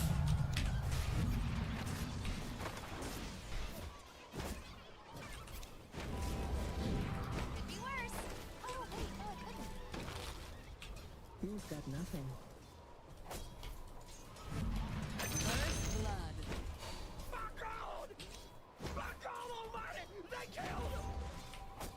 I think I have that one too, but I don't know where I stuck it.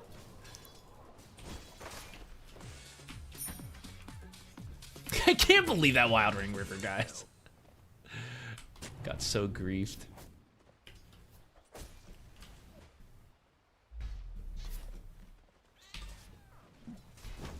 I meant actually to do a partial pull.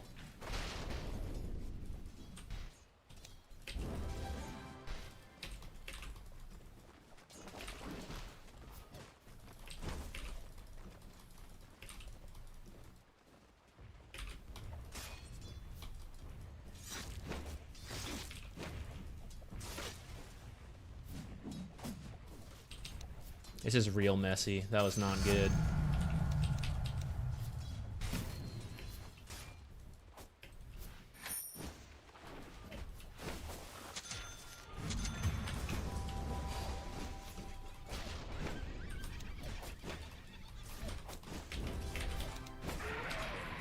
Yeah, you get hurricaned. How do you like that?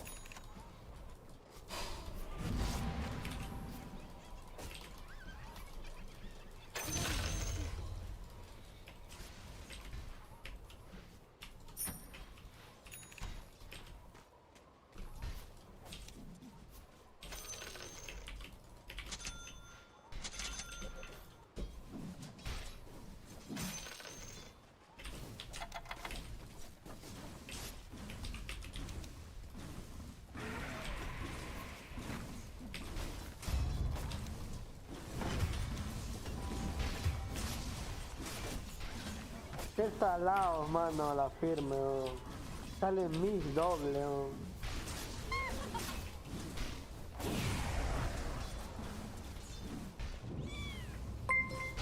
I think Crystal Maiden rotated, and I did not call that out. Oops. Ooh, you're good. Burn this guy's mana. Could be worse. Oh, wait, no, it couldn't.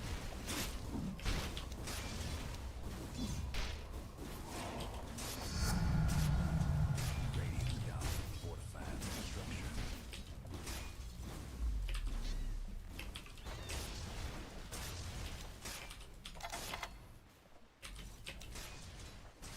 Is she still gone? What the heck is she? Could be worse. Oh, wait, no, it couldn't.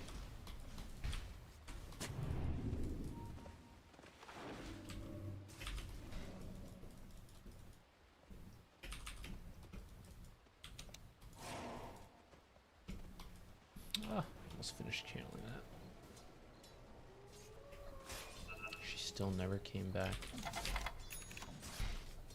Need to be your mid tower right about now.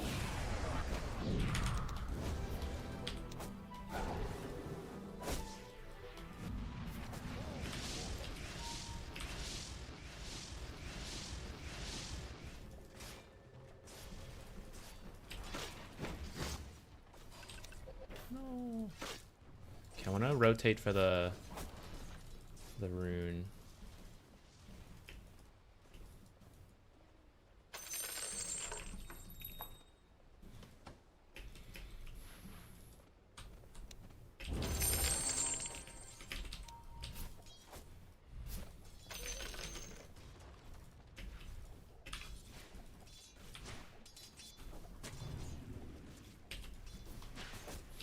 Rip. I'm so bad, guys. I'm so bad. I'm so annoyed. Lost my sentry and gave her a regen rune. So bad at video games. Almost feel bad for your top tower. Something bad's happened to the Radiant's courier.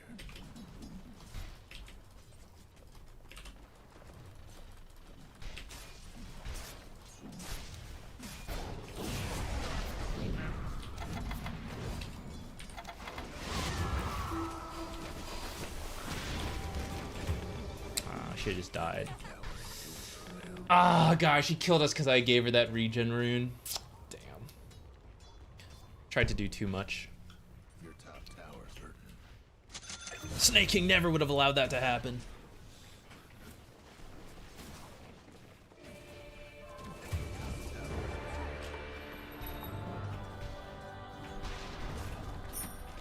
Do I want drums this game? I don't know if they're that good. Your mid tower ain't doing too well.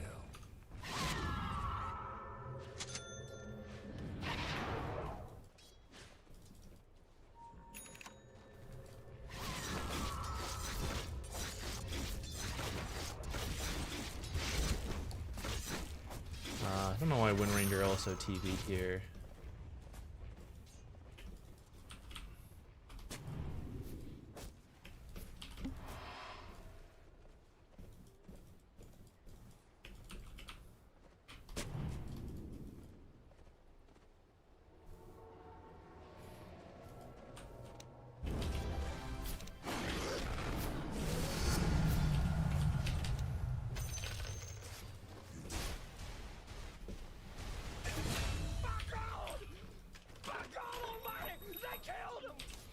Okay, we can actually take this tower off of that.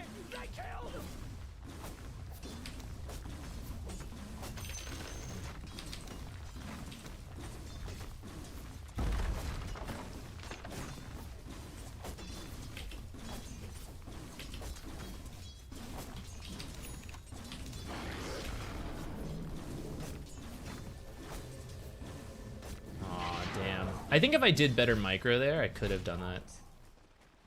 His attack slow actually mattered there. Oh, my misclick.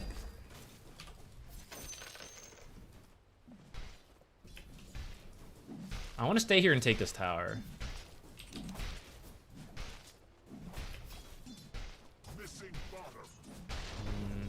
Ripper's Lash is probably good if I had better micro. I'm not going to do it because I'm bad at video games.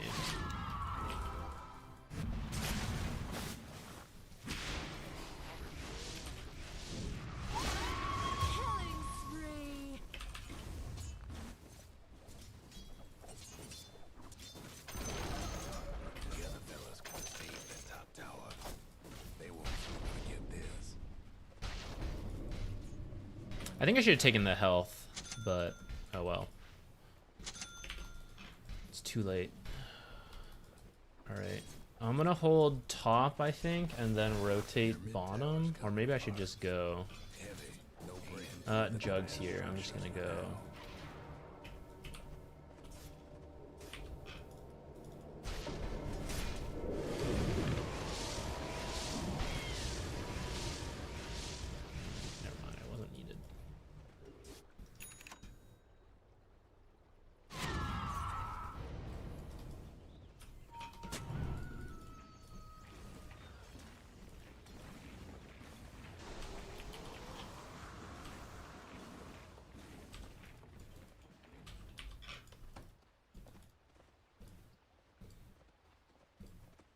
might have seen me. I guess I'll take a Boglet. Come on, Boglet, let's go.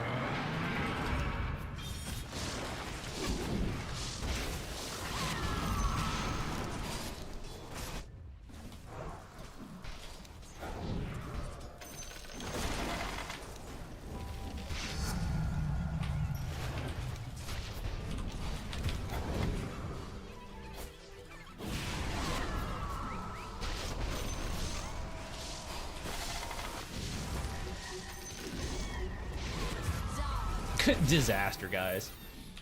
Just like don't have the damage to finish the job on any of this stuff.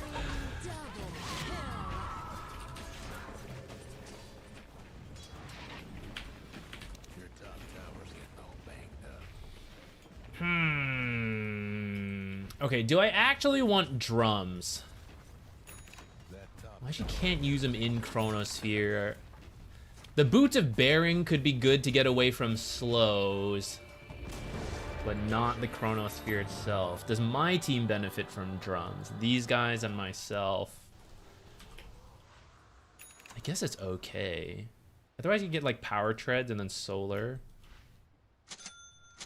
I'll keep it simple. Let's get drums. I don't have to think too hard. Keep doing the same basic build for now. Well, thank you guys for watching the videos. I understand. I appreciate it so much. Oh, I'm sorry. You're in a hospital recovering. I hope the process is smooth. Aw, rip. Unstoppable.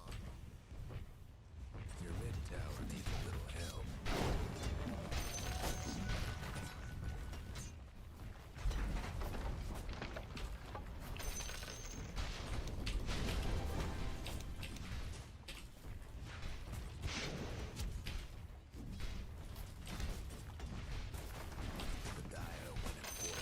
Same game of making space here, guys. I think we're just doing our best to drag things out, creep cut and all that jazz.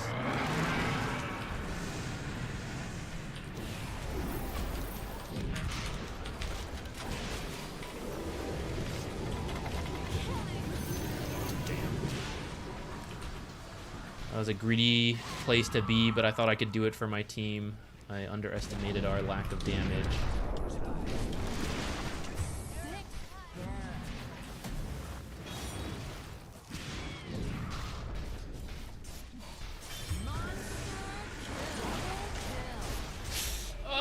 Guys, Ame's here on our team. Damn.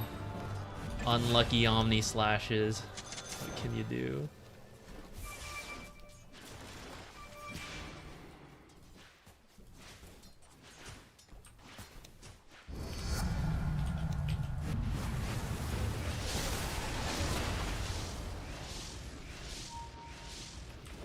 Ame slash.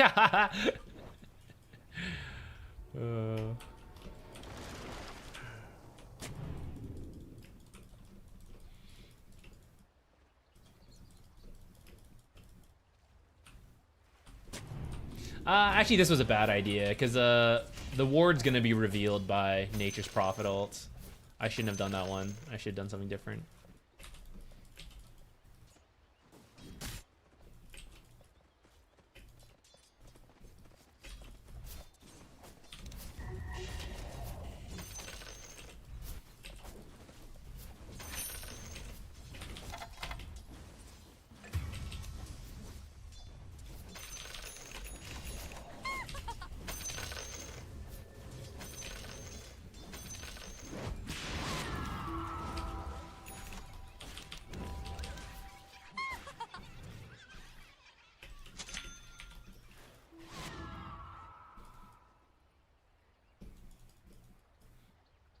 Shield rune. At least I can remove a shield rune with my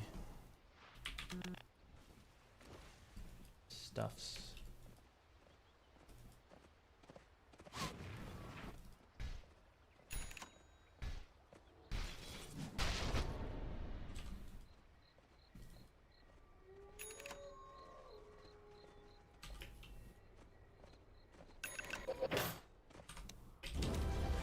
Uh-oh. Nut shot, get away.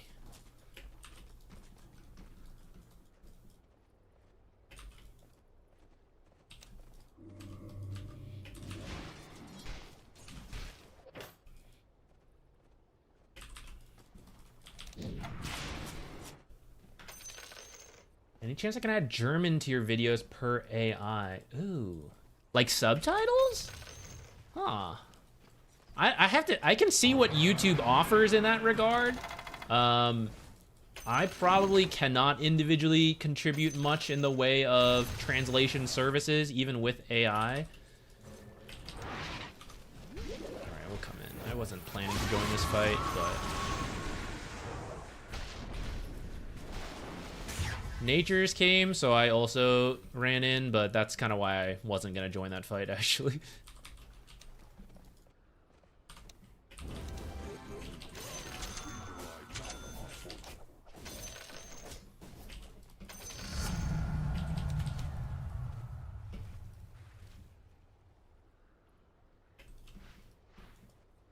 There's a new feature to use audio? Interesting. Okay, I'll take a look at that. I don't know much about that. If it's not much work, then yeah, I can. If it's as simple as like having a setting, I can do that.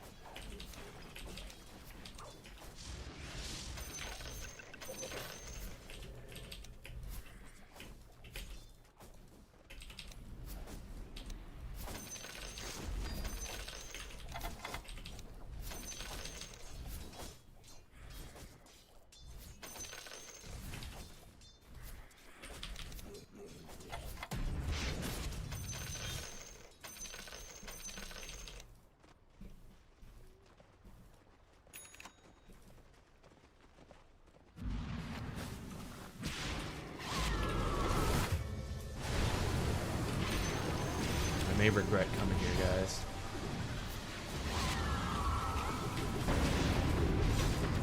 Double kill. I really should just commit to the split push.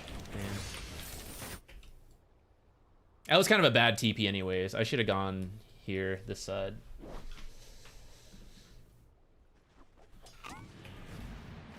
Okay, I need a glimmer, I think. Well, I don't know. They're actually pure damage a lot.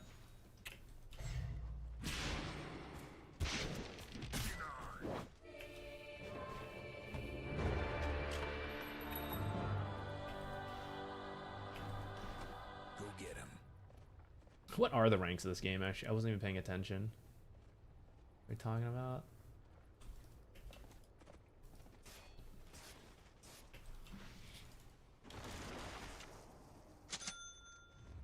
Okay. I'm gonna go the raw health route. With the power treads. Is that right? Maybe not. Is that what I'm doing? Yes. Orchid.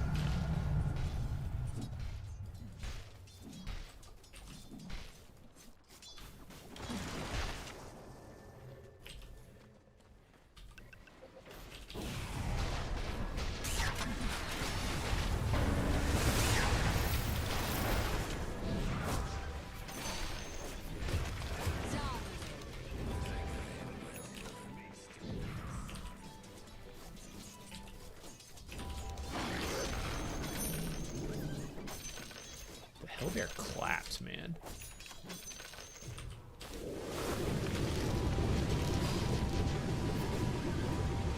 Damn. Unexpected Crystal Maiden ult right on top of me.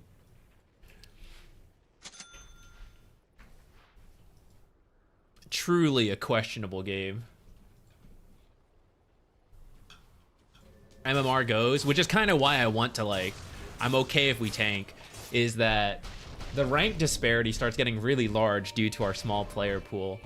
I don't particularly care, but it does make the games kind of wacky.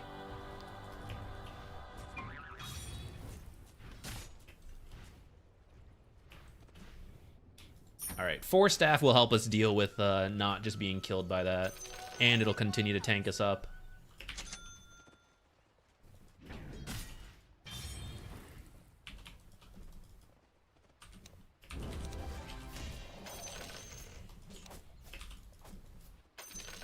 Let's go get that mid lane shoved in.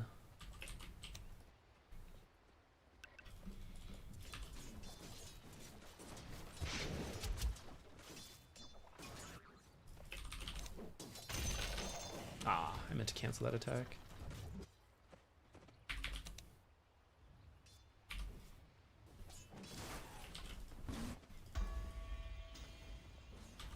the Tormentor top.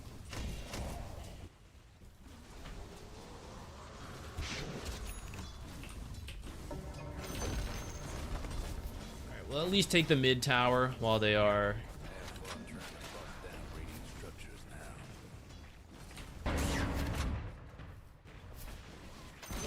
There goes one of the other fellas mid towers.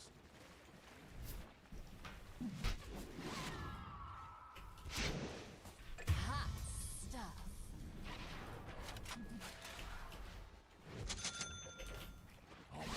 I may be in trouble.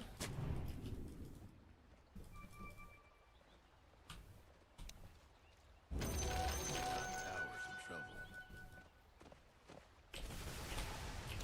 Can't do structures right now.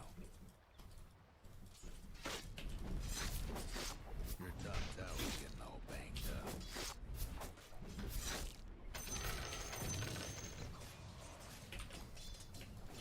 That top tower, you're I'm trying to force him to come home with this rotation.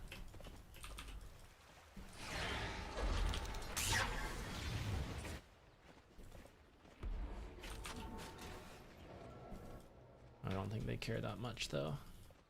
Could be worse. Oh, wait, This is where Tinker's really annoying. Can't even split push that effectively because of him.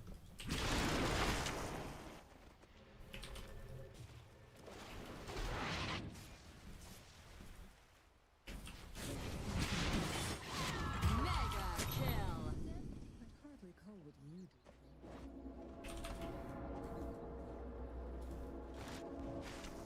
We are just not doing things.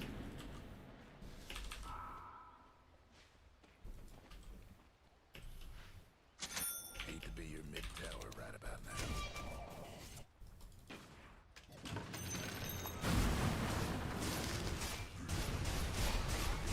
Get her!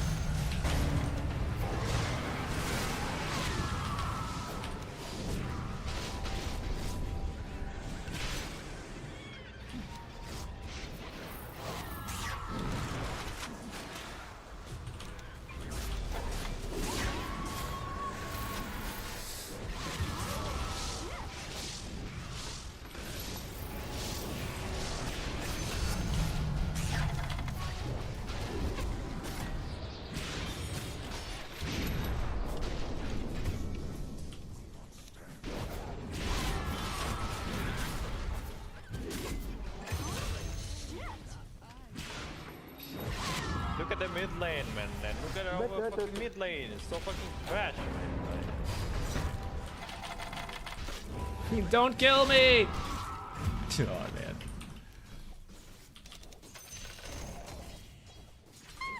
man. My creep could have been split pushing that whole time, guys. Bad micro.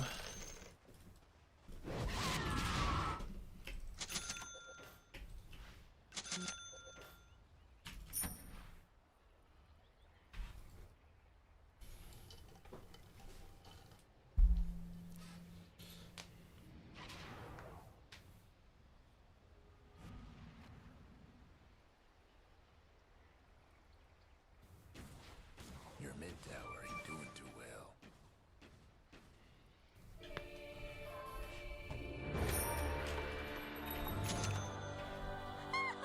I'm not too worried about how this game goes since we're mostly here to practice. I'm kind of happy with some of the split pushing and farming we're doing. But there's been a lack of me playing with people just because I'm kind of focused in on moving my own hero and creeps around.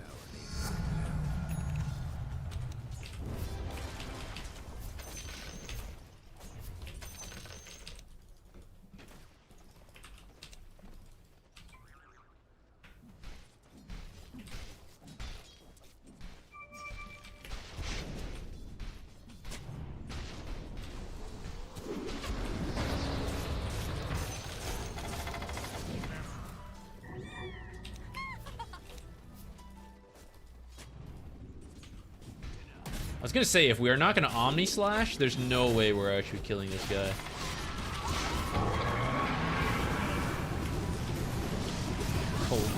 guys. This Crystal Maiden. Holy shit.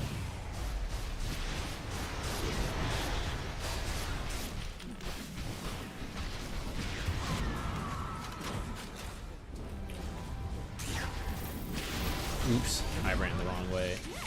Double kill. Your mid tower. My team is not very happy with the mid. But I would say our bigger issue was earlier in the game anyways.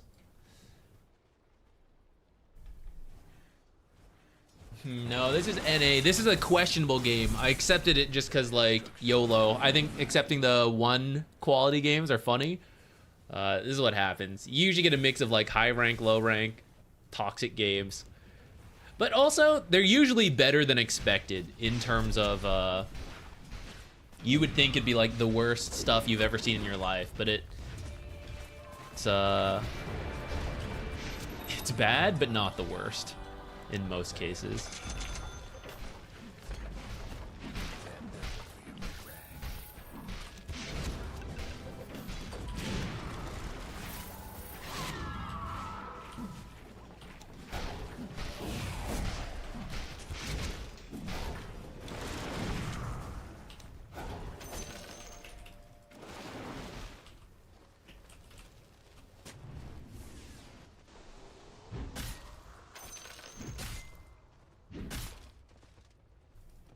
I think our lane was a little better this time, which I'm happy with.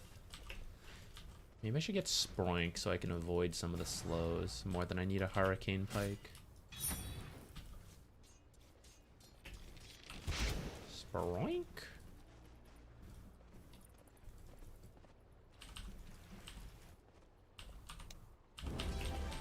Practice a little creep toggling. Or tread swapping, I mean.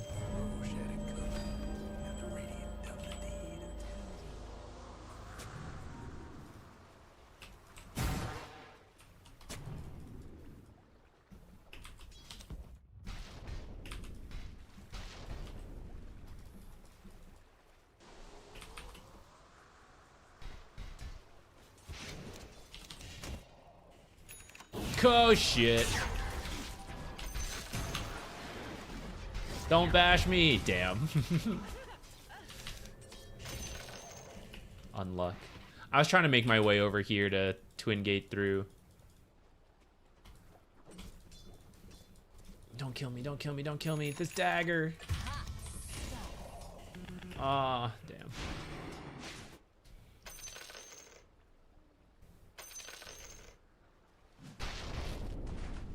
I thought that Force Staff would actually bring me over to this side. I guess the angle must have been too sharp this way. Did we lose against Void? A little bit. I could have been better about my actual laning. I think we did get some kills. I think it was actually an okay lane, but I think I could have done more. I feel like that's the fun thing about Enchantress. I actually think the potential on this hero is pretty crazy.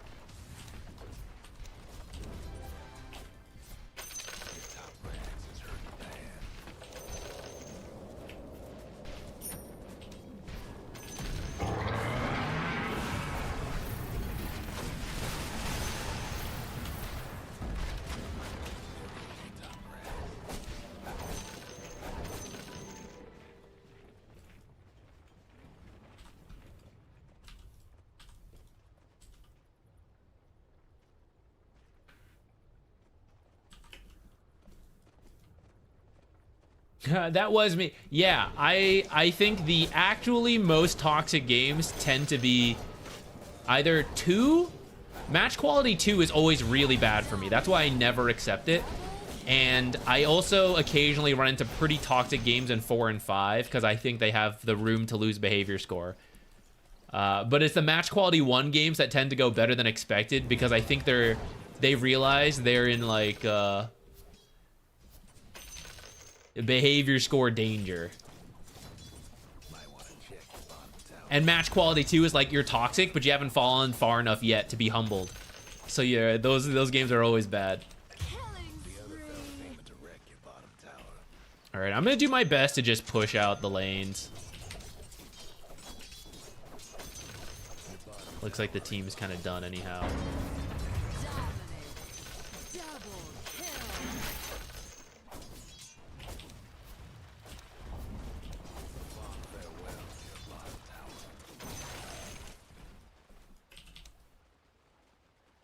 Your mid-rags is getting smashed to splinters. Sorry, mid-rags. It's time for little friends. Maybe getting mega'd just to have a more powerful little friends. Oh, it's good we didn't finish the Hurricane Pike. We can maybe still 4-staff someone under our base. Bottom rags. This Calvary.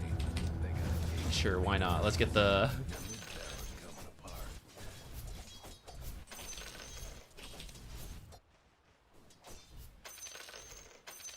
Your mid tower's in a bit of a bind.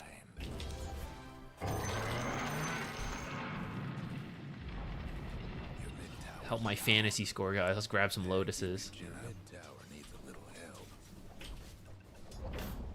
Bad news about your mid tower. They're taking it out on your ancient. I think it will now be difficult to split push into megas. Radiant structures must have been fortified. The radiant That's true. If I'm farming, I might be able to take the smaller creep. But I think the big creep lasts so long that as long as I'm not always taking the big creep, I don't think it's a huge deal. Because you can use the big creep to help you farm other stuff a little bit better. But you're right. There's probably a couple cases where I can maybe take the smaller creep and just farm it regularly for a little bit more gold.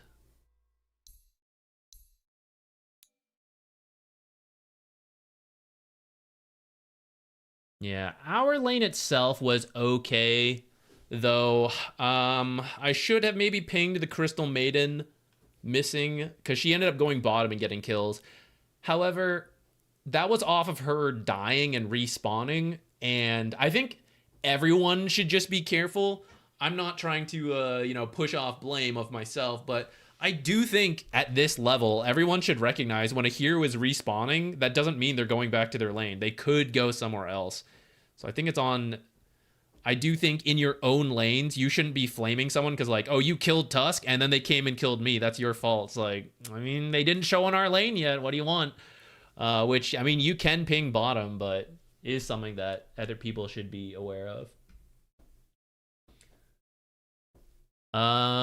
You're getting back into Dota, and there's a lot of unranked games that our players are 0 through 20 games played. You might not... Okay, for the same reason you might be coming back to Dota because you saw TI and you're like, damn, this is hype. There might be new players also doing the same thing, where they are like, oh, I'm going to try Dota. You know, it seems cool. You might be running into that.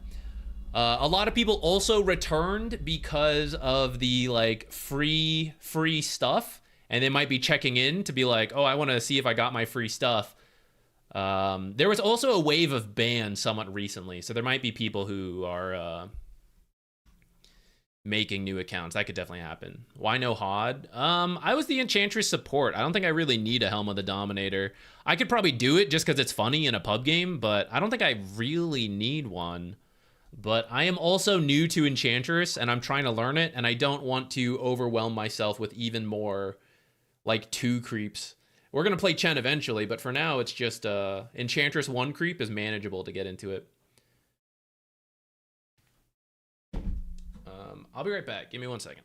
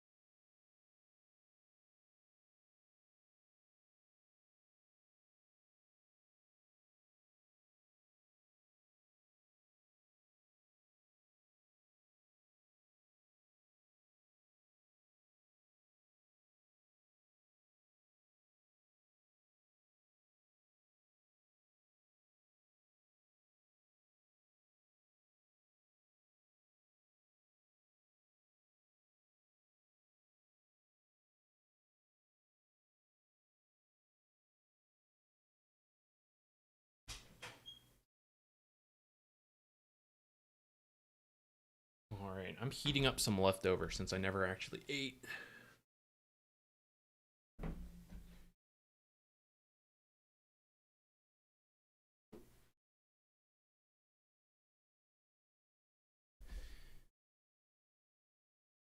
I can get an Archon. How can I get out of Herald? Ooh.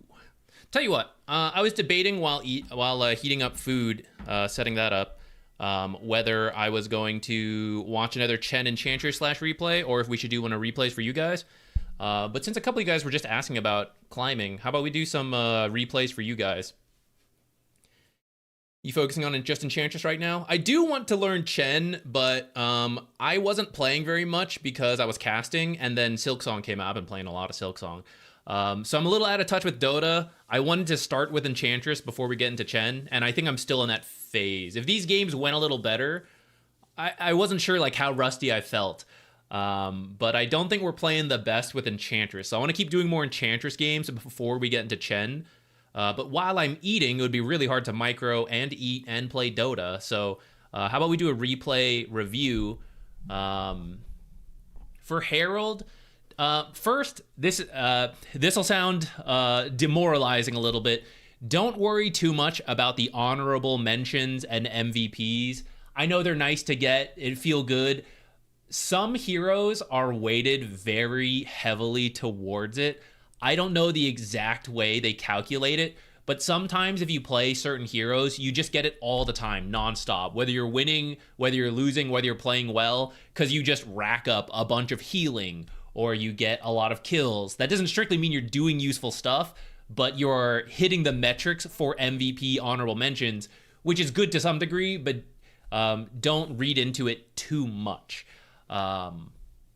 With that said, it's better to have them than not, so it means you're doing something right at least, and there's just other stuff you got to work on. For Herald, I would definitely recommend some flexible heroes.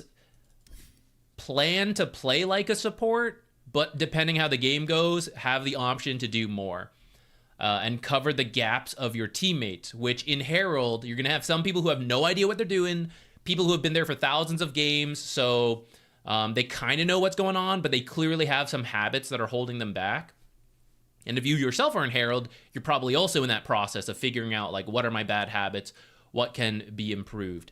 Heroes like Pugna can do saves, but also scale up into, like, I can split push and take towers on my own. Vengeful Spirit, weak laning stage, not punished in Herald. Then swaps are very good, but also can scale into a core. You want to play those types of supports so you can kind of cover all your different bases. Or you want to play really strong laners who just group and go.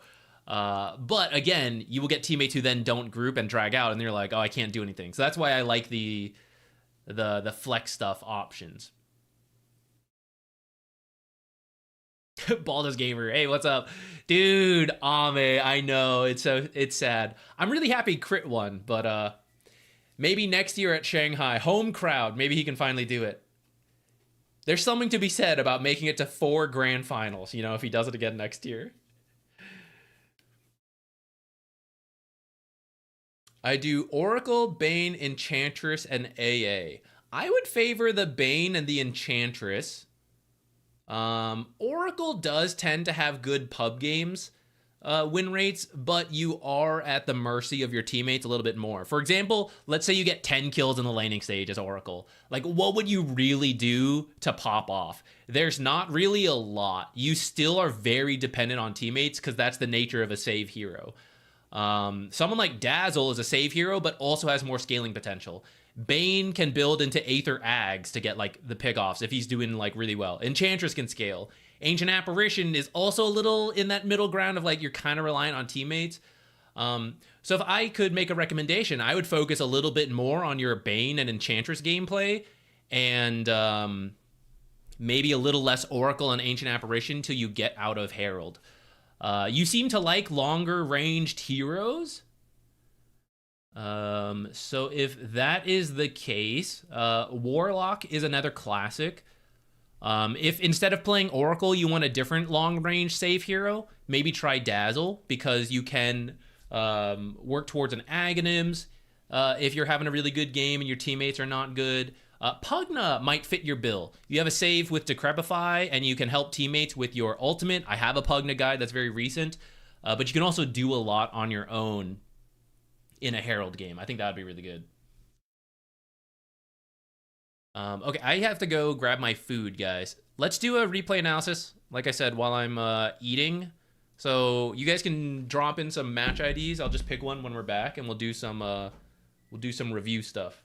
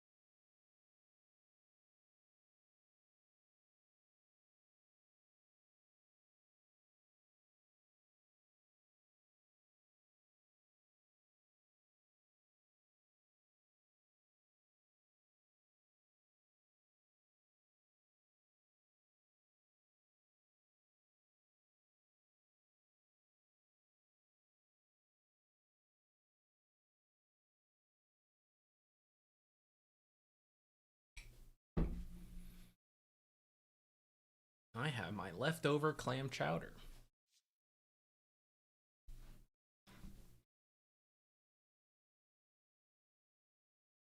Maybe this is why I wasn't playing well. I didn't eat. I was low energy.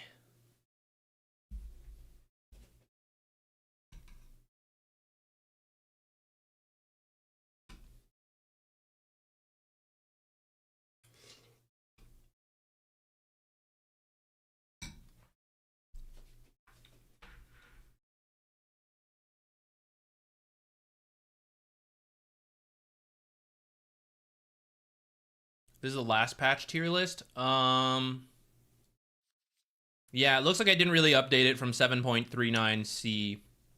But this is for pubs, so it really wouldn't be that different. Snapfire would probably move up. Maybe Grimstroke.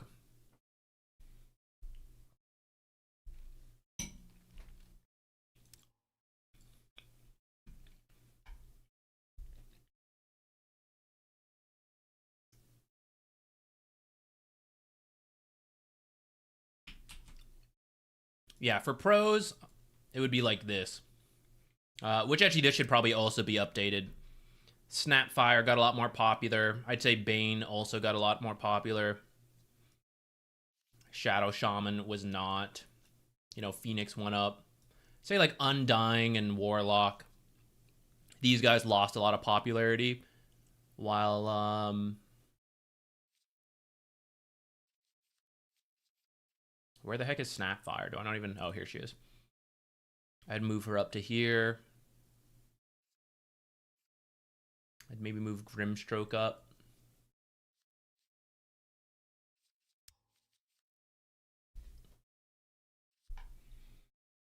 Okay, let's start with this one. I'll be eating in this, so it may not be the the best replays, but we'll try to give at least some feedback to a couple people real quick and get back into playing some Enchantress and Chen.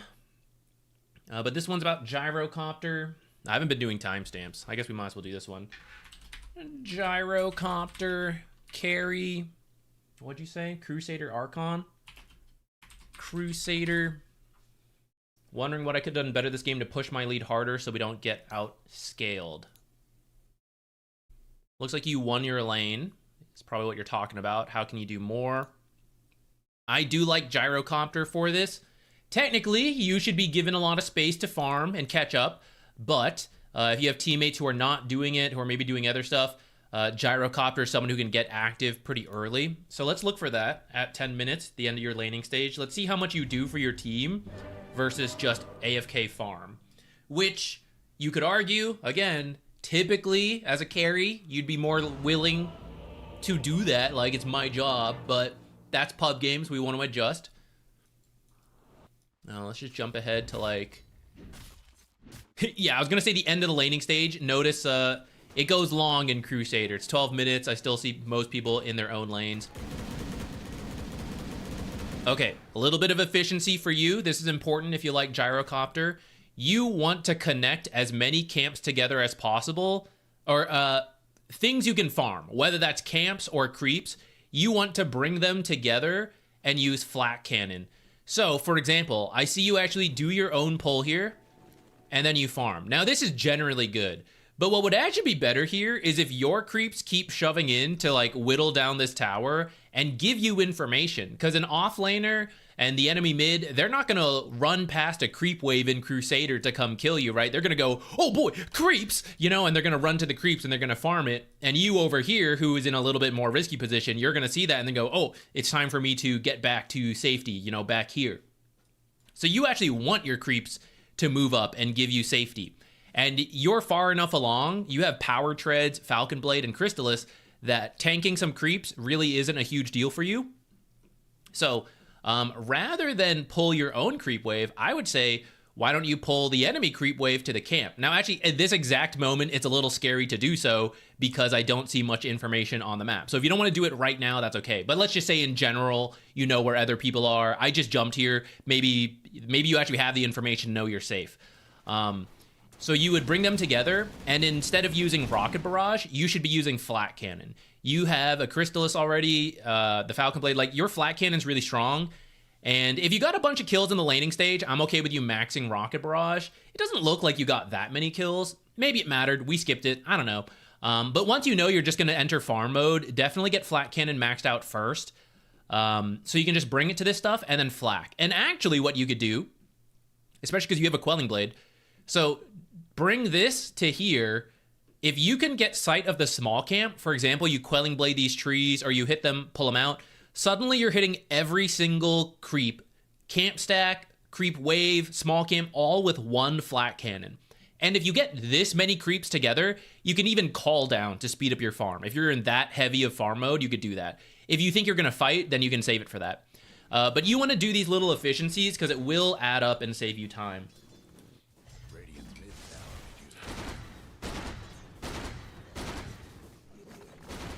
I like that map awareness. Kind of tanking a lot of a damage.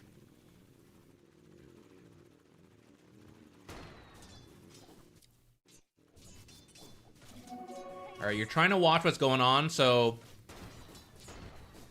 I don't care about denies anymore. No one's in your lane. Who are you denying XP from? I want you to speed up your farm. So in these kind of situations, if you think it's safe to do so, you should just attack nonstop. Don't miss the last hit, but you should be pushing this as fast as you can. You don't need to wait here. Shove this in and then go jungle. Jungle back here if you're scared, because enemy heroes have been showing. But like right now, you're playing as if you're scared, but you're also still in creep vision, so they know exactly where you are for Queen of Pain to Sonic Wave, blink in, scream, and kill you. So if you're scared, you have to leave. If you're not scared, you have to shove this quickly. And you don't want to like be in the middle ground, just sitting here doing nothing.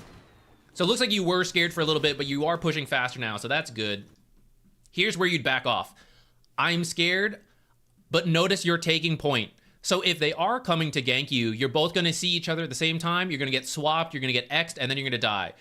You, once you shove in the lane, go to the camps, away from them. If you're scared about people coming in, then fall back this way. Or twin gate over, show up here, you know, make this play with your team.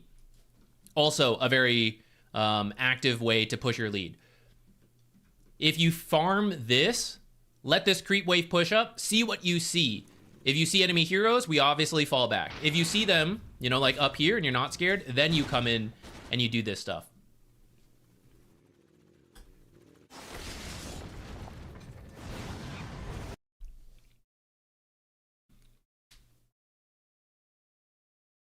You ended up TPing. I don't mind too much, but a lot better play. If you think you're going to make this kind of movement, shove this creep wave from here and just immediately come twin gate. In this case, you should capture this watcher so that they don't see it coming, but you should then like come through here, and then you could TP mid, you could TP here, back to farm, whatever. If you TP in aggressively and this doesn't work, you're going to be kind of stuck here. Fortunately, it's early enough that you should be able to fall this way, along with every other teammate that's alive, and then you're going to be kind of sad. But this is overall pretty solid from your damage. Your team is unfortunately not doing the best, so you don't actually finish up any of these too many kills. Damn, neutral creep got Queen of Pain.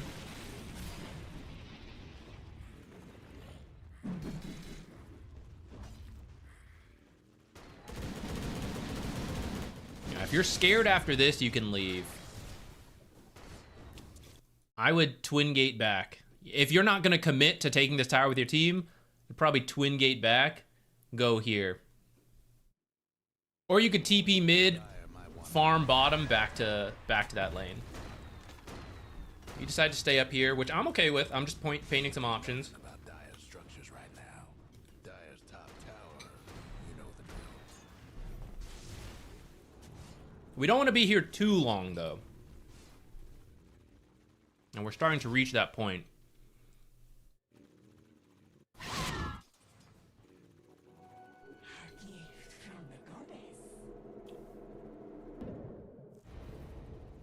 Oh. Changed our mind. I was okay if you twin gate through here and then just start farming this stuff while you wait for this creep wave to come back. It'll shove into the tower and then eventually make its way back. So off of twin gating here, you could farm like this way into this camp and then come back top.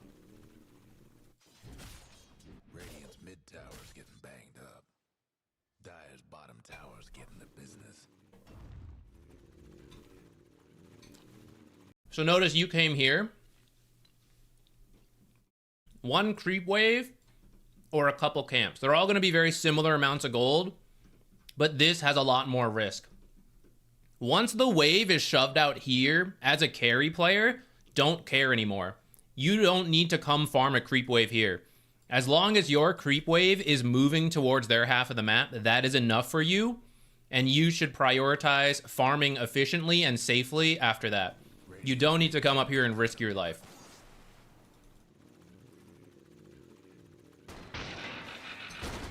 One flat cannon, drag it this way, cut the trees, bring the camp down, hit this camp over, walk this way, and as these creeps are walking back, flat cannon attack the small camp. You'll kill everything in one go. You'll save 5 to 10 seconds to move to the next camp faster.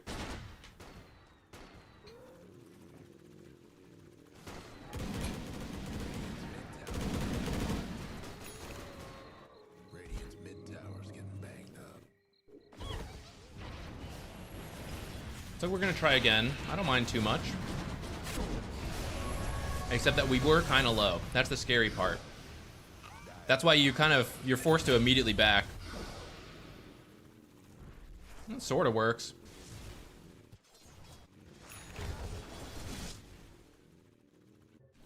I think your actual map awareness is pretty good for Crusader. You seem to be looking around the map a lot.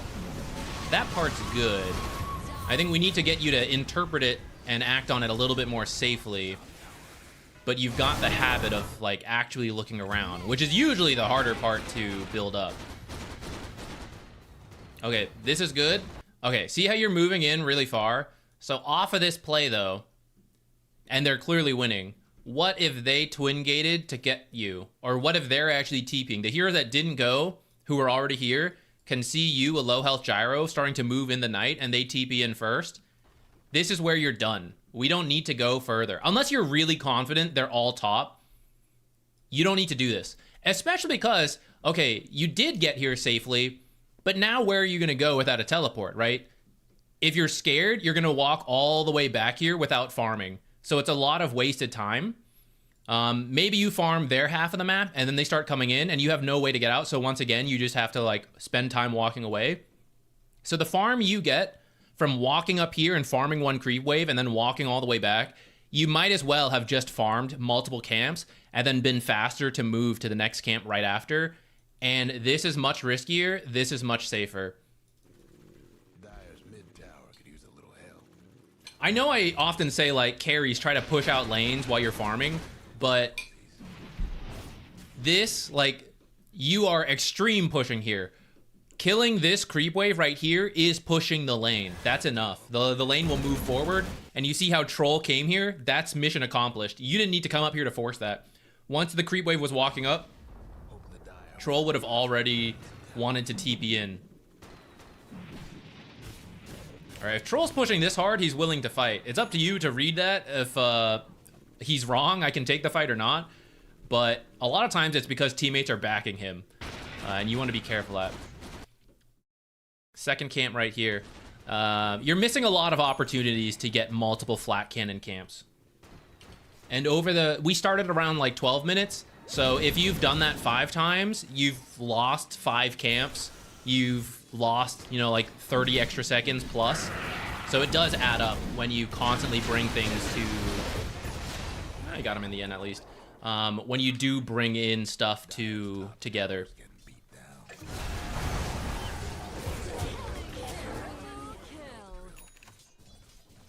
Okay, I think that's some good feedback for Gyro. We can do one more game and then I'll be done with my lunch.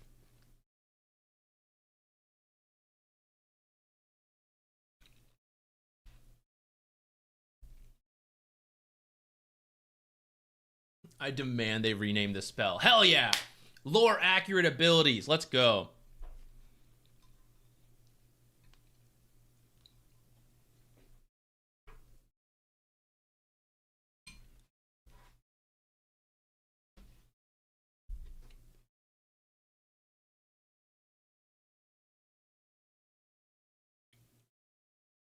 Did I say auto attack should be set to never?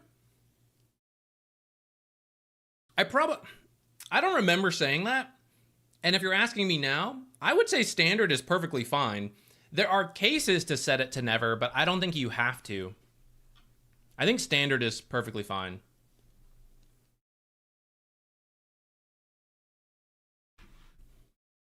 All right, let's see. Did mid Enchantress and support? Let's do support Enchantress instead of mid Enchantress. That'll actually line up with what we are also trying to do.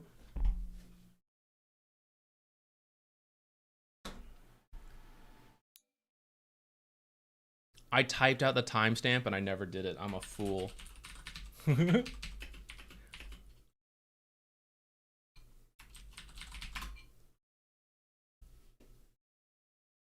Oh, this game's too old actually. I can't this is too far back. It needs to be within the last week.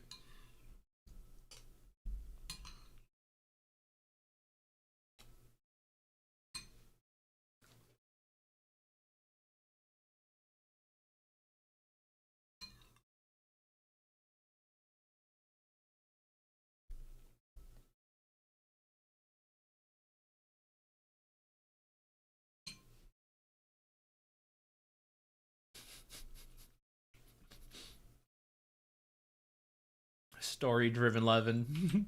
Oh no, that's really too bad. All right, let's check out a Tusk game.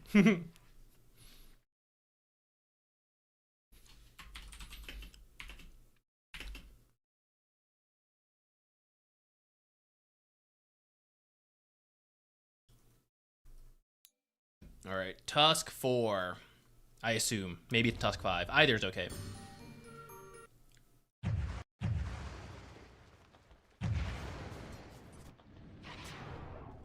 Tusk 5.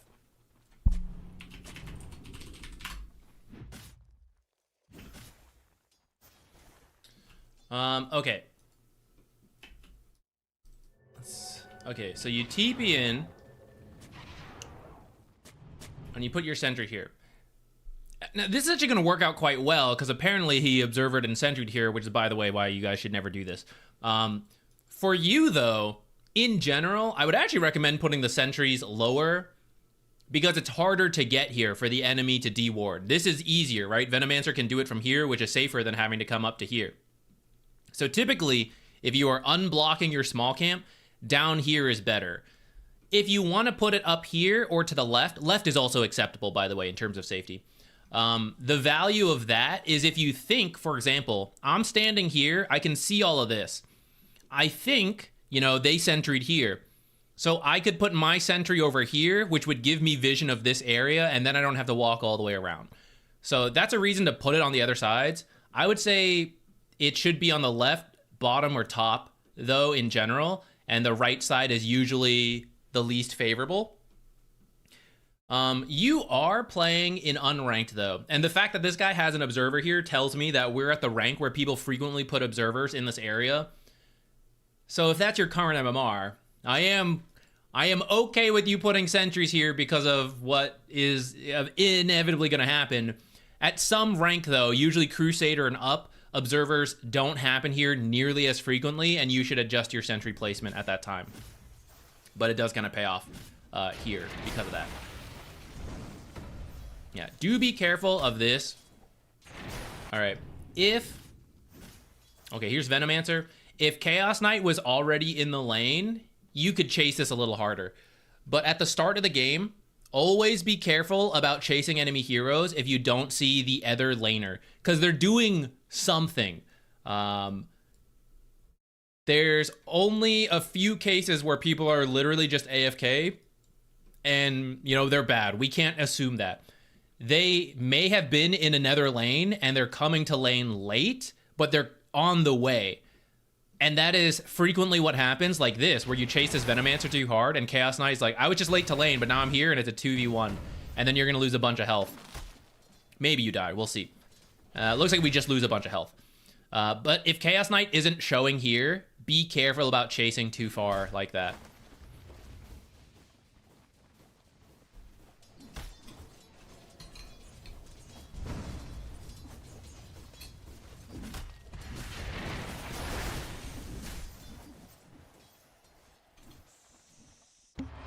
Nice block.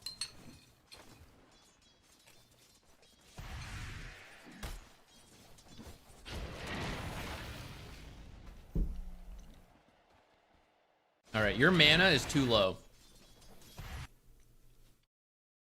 When Tusk commits, Tusk commits. You need all your abilities.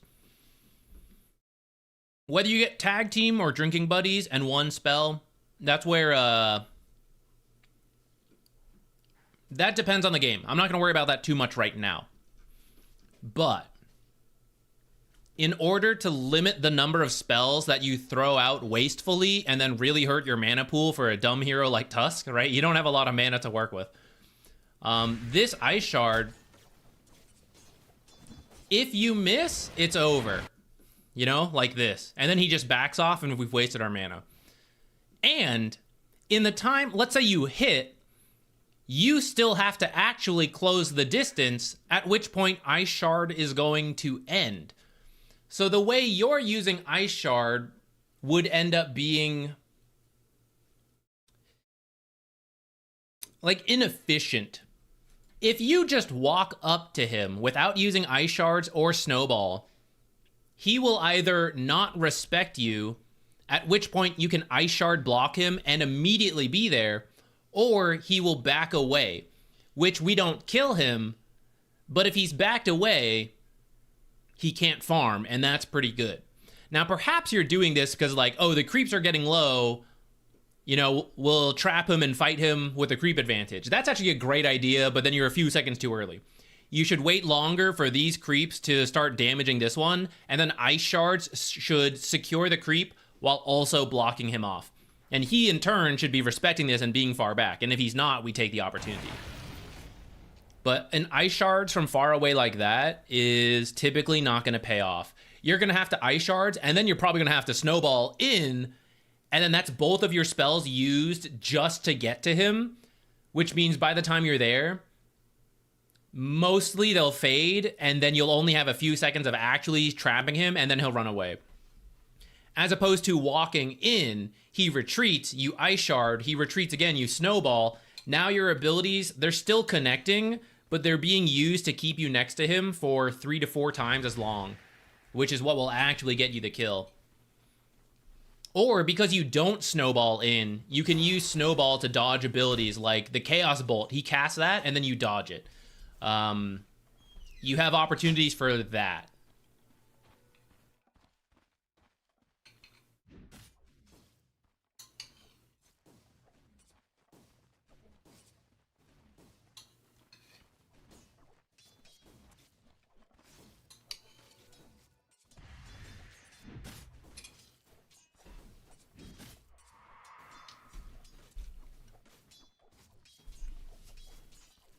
This probably should have been a half pull, by the way. As you can see, that Luna is now tanking this under tower. It temporarily brought it back, but you will now shove out again. Now, if you did it to get an advantage for the Lotus fight, you know, that's one thing. But the fact that we're not up there means that I don't think you did that. So be careful of that. Veno seems to be gone. So we want to get the lane back so that Luna can hold it there. And we can punish CK.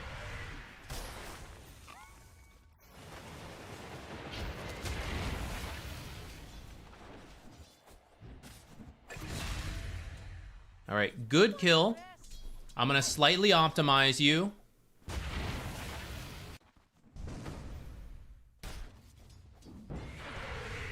Okay, he used both his abilities, so in this case, he's just a melee hero with no mobility. So you snowball in, and you also ice shards at the same time.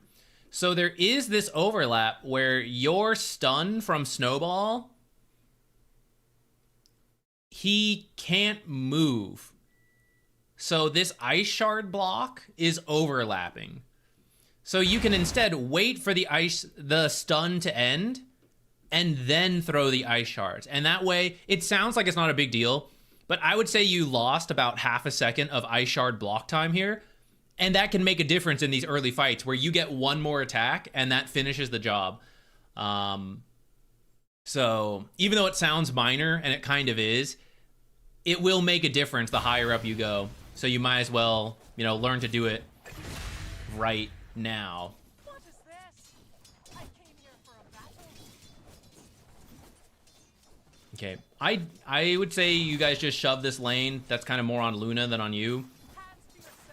Ooh, supports who are always like, where do I get my farm? This is your farm. So you like walk away. Now some of this is like pathing, so oops. If you thought it's like, oh, I gotta go pull right now, you can do that. But 4 creeps versus 1 range creep is gonna die pretty fast, and then Luna's already managing this. Will she also manage this? Maybe. If she just does it with auto attack, she'll never get all of them. She has to use a spell here. Do I want her to use a spell here? Not really. High ranks, the support would just kill this. Your games, you can see what happens. If the carry actually goes for this, you can let them have it. But really, the carry should continue to maintain this stuff, and this is your creep right here. So you shouldn't walk away. You should stand here, get the last hit, and then you'll still have time to come over here. If it was closer, like it was 4:45 already, then yeah, I gotta do this, and I gotta run immediately if I want to try to do a small pull. But alternatively, we could just get this, do a hard pull if that one's available, or get this, shove it in. We miss the pull, but we shove the lane in so hard we can either dive because we're Tusk, or it all dies to the tower, and then that resets equilibrium. I recognize you're kind of low on mana, so yeah, maybe we can't dive. But you could shove in the lane. It's almost 4 minutes. You could then come for the water rune while claritying, and Luna could fall back to just jungle or do her own pull. She could come back to the boglets. That would be a very high level sequence of events. For us, let's just get the range creep, you know? Get the range creep and then go back to laning is fine with me. We don't have to worry about these like multi-movement things between different players.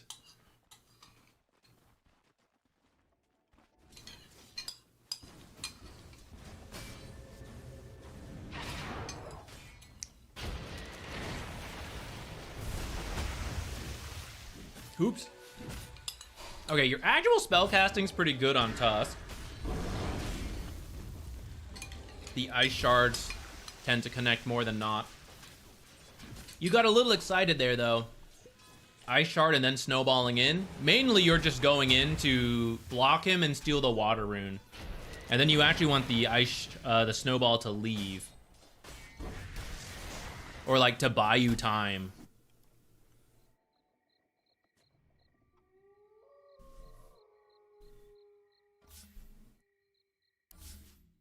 Oops.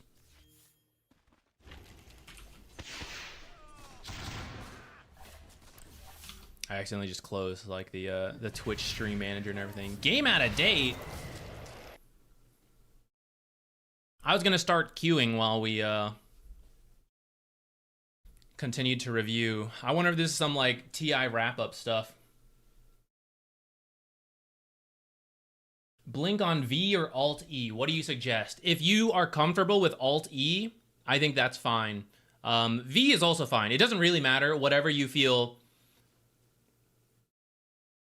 Whatever button you put it on, Blink Dagger, you have to be really fast with it when you need it because, who knows, they suddenly jump you from Fog of War. You need to blink instantly. Or you are making the play. You need to be very comfortable with your blink distances and all that. So I recommend Blink to be on a button that your fingers naturally rest on. A lot of people use the space bar because their thumb doesn't really press much besides space, sometimes Alt. So they're always ready to press it as necessary. I put my Blink Dagger on F because that's where my index finger naturally rests at all time. So if someone suddenly appeared and a spell was flying at my face, that's my best chance to blink out instantly, as opposed to having to move my index finger to another button and then press that. That's not saying you can't, right? That's people are fast, reaction times, all that. But why my logic is whatever your finger naturally rests on, I would put the Blink Dagger there. So if V is where you put your index finger, that's fine with me. Alt E could also work, because actually for me, my thumb naturally rests on the space bar, which I use as my Alt modifier, and E is where my middle finger rests. So if you also do that, then Alt E would also work.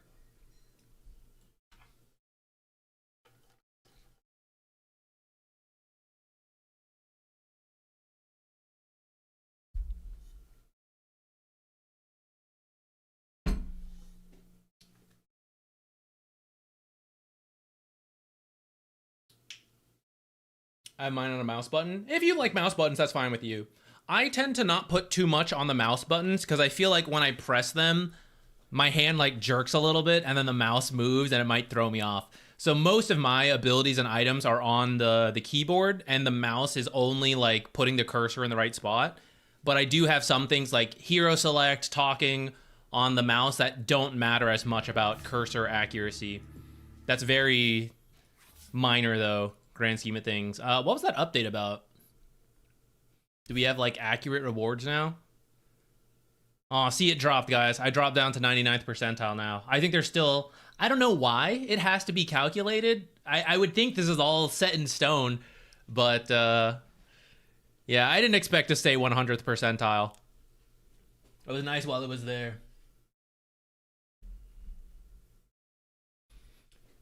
Camera settings, I use the camera grip with the middle mouse button. I personally prefer that the most. I can't use WASD because I feel that uses too many hotkeys for the way I play. So I don't use camera hotkeys, and it feels weird to me anyways. I know some people have played games like that, so they're used to it, but I can't. And I used to edge pan, but I think camera grip is better. It fits me better. And it keeps your mouse in the center of the screen, which I think is better.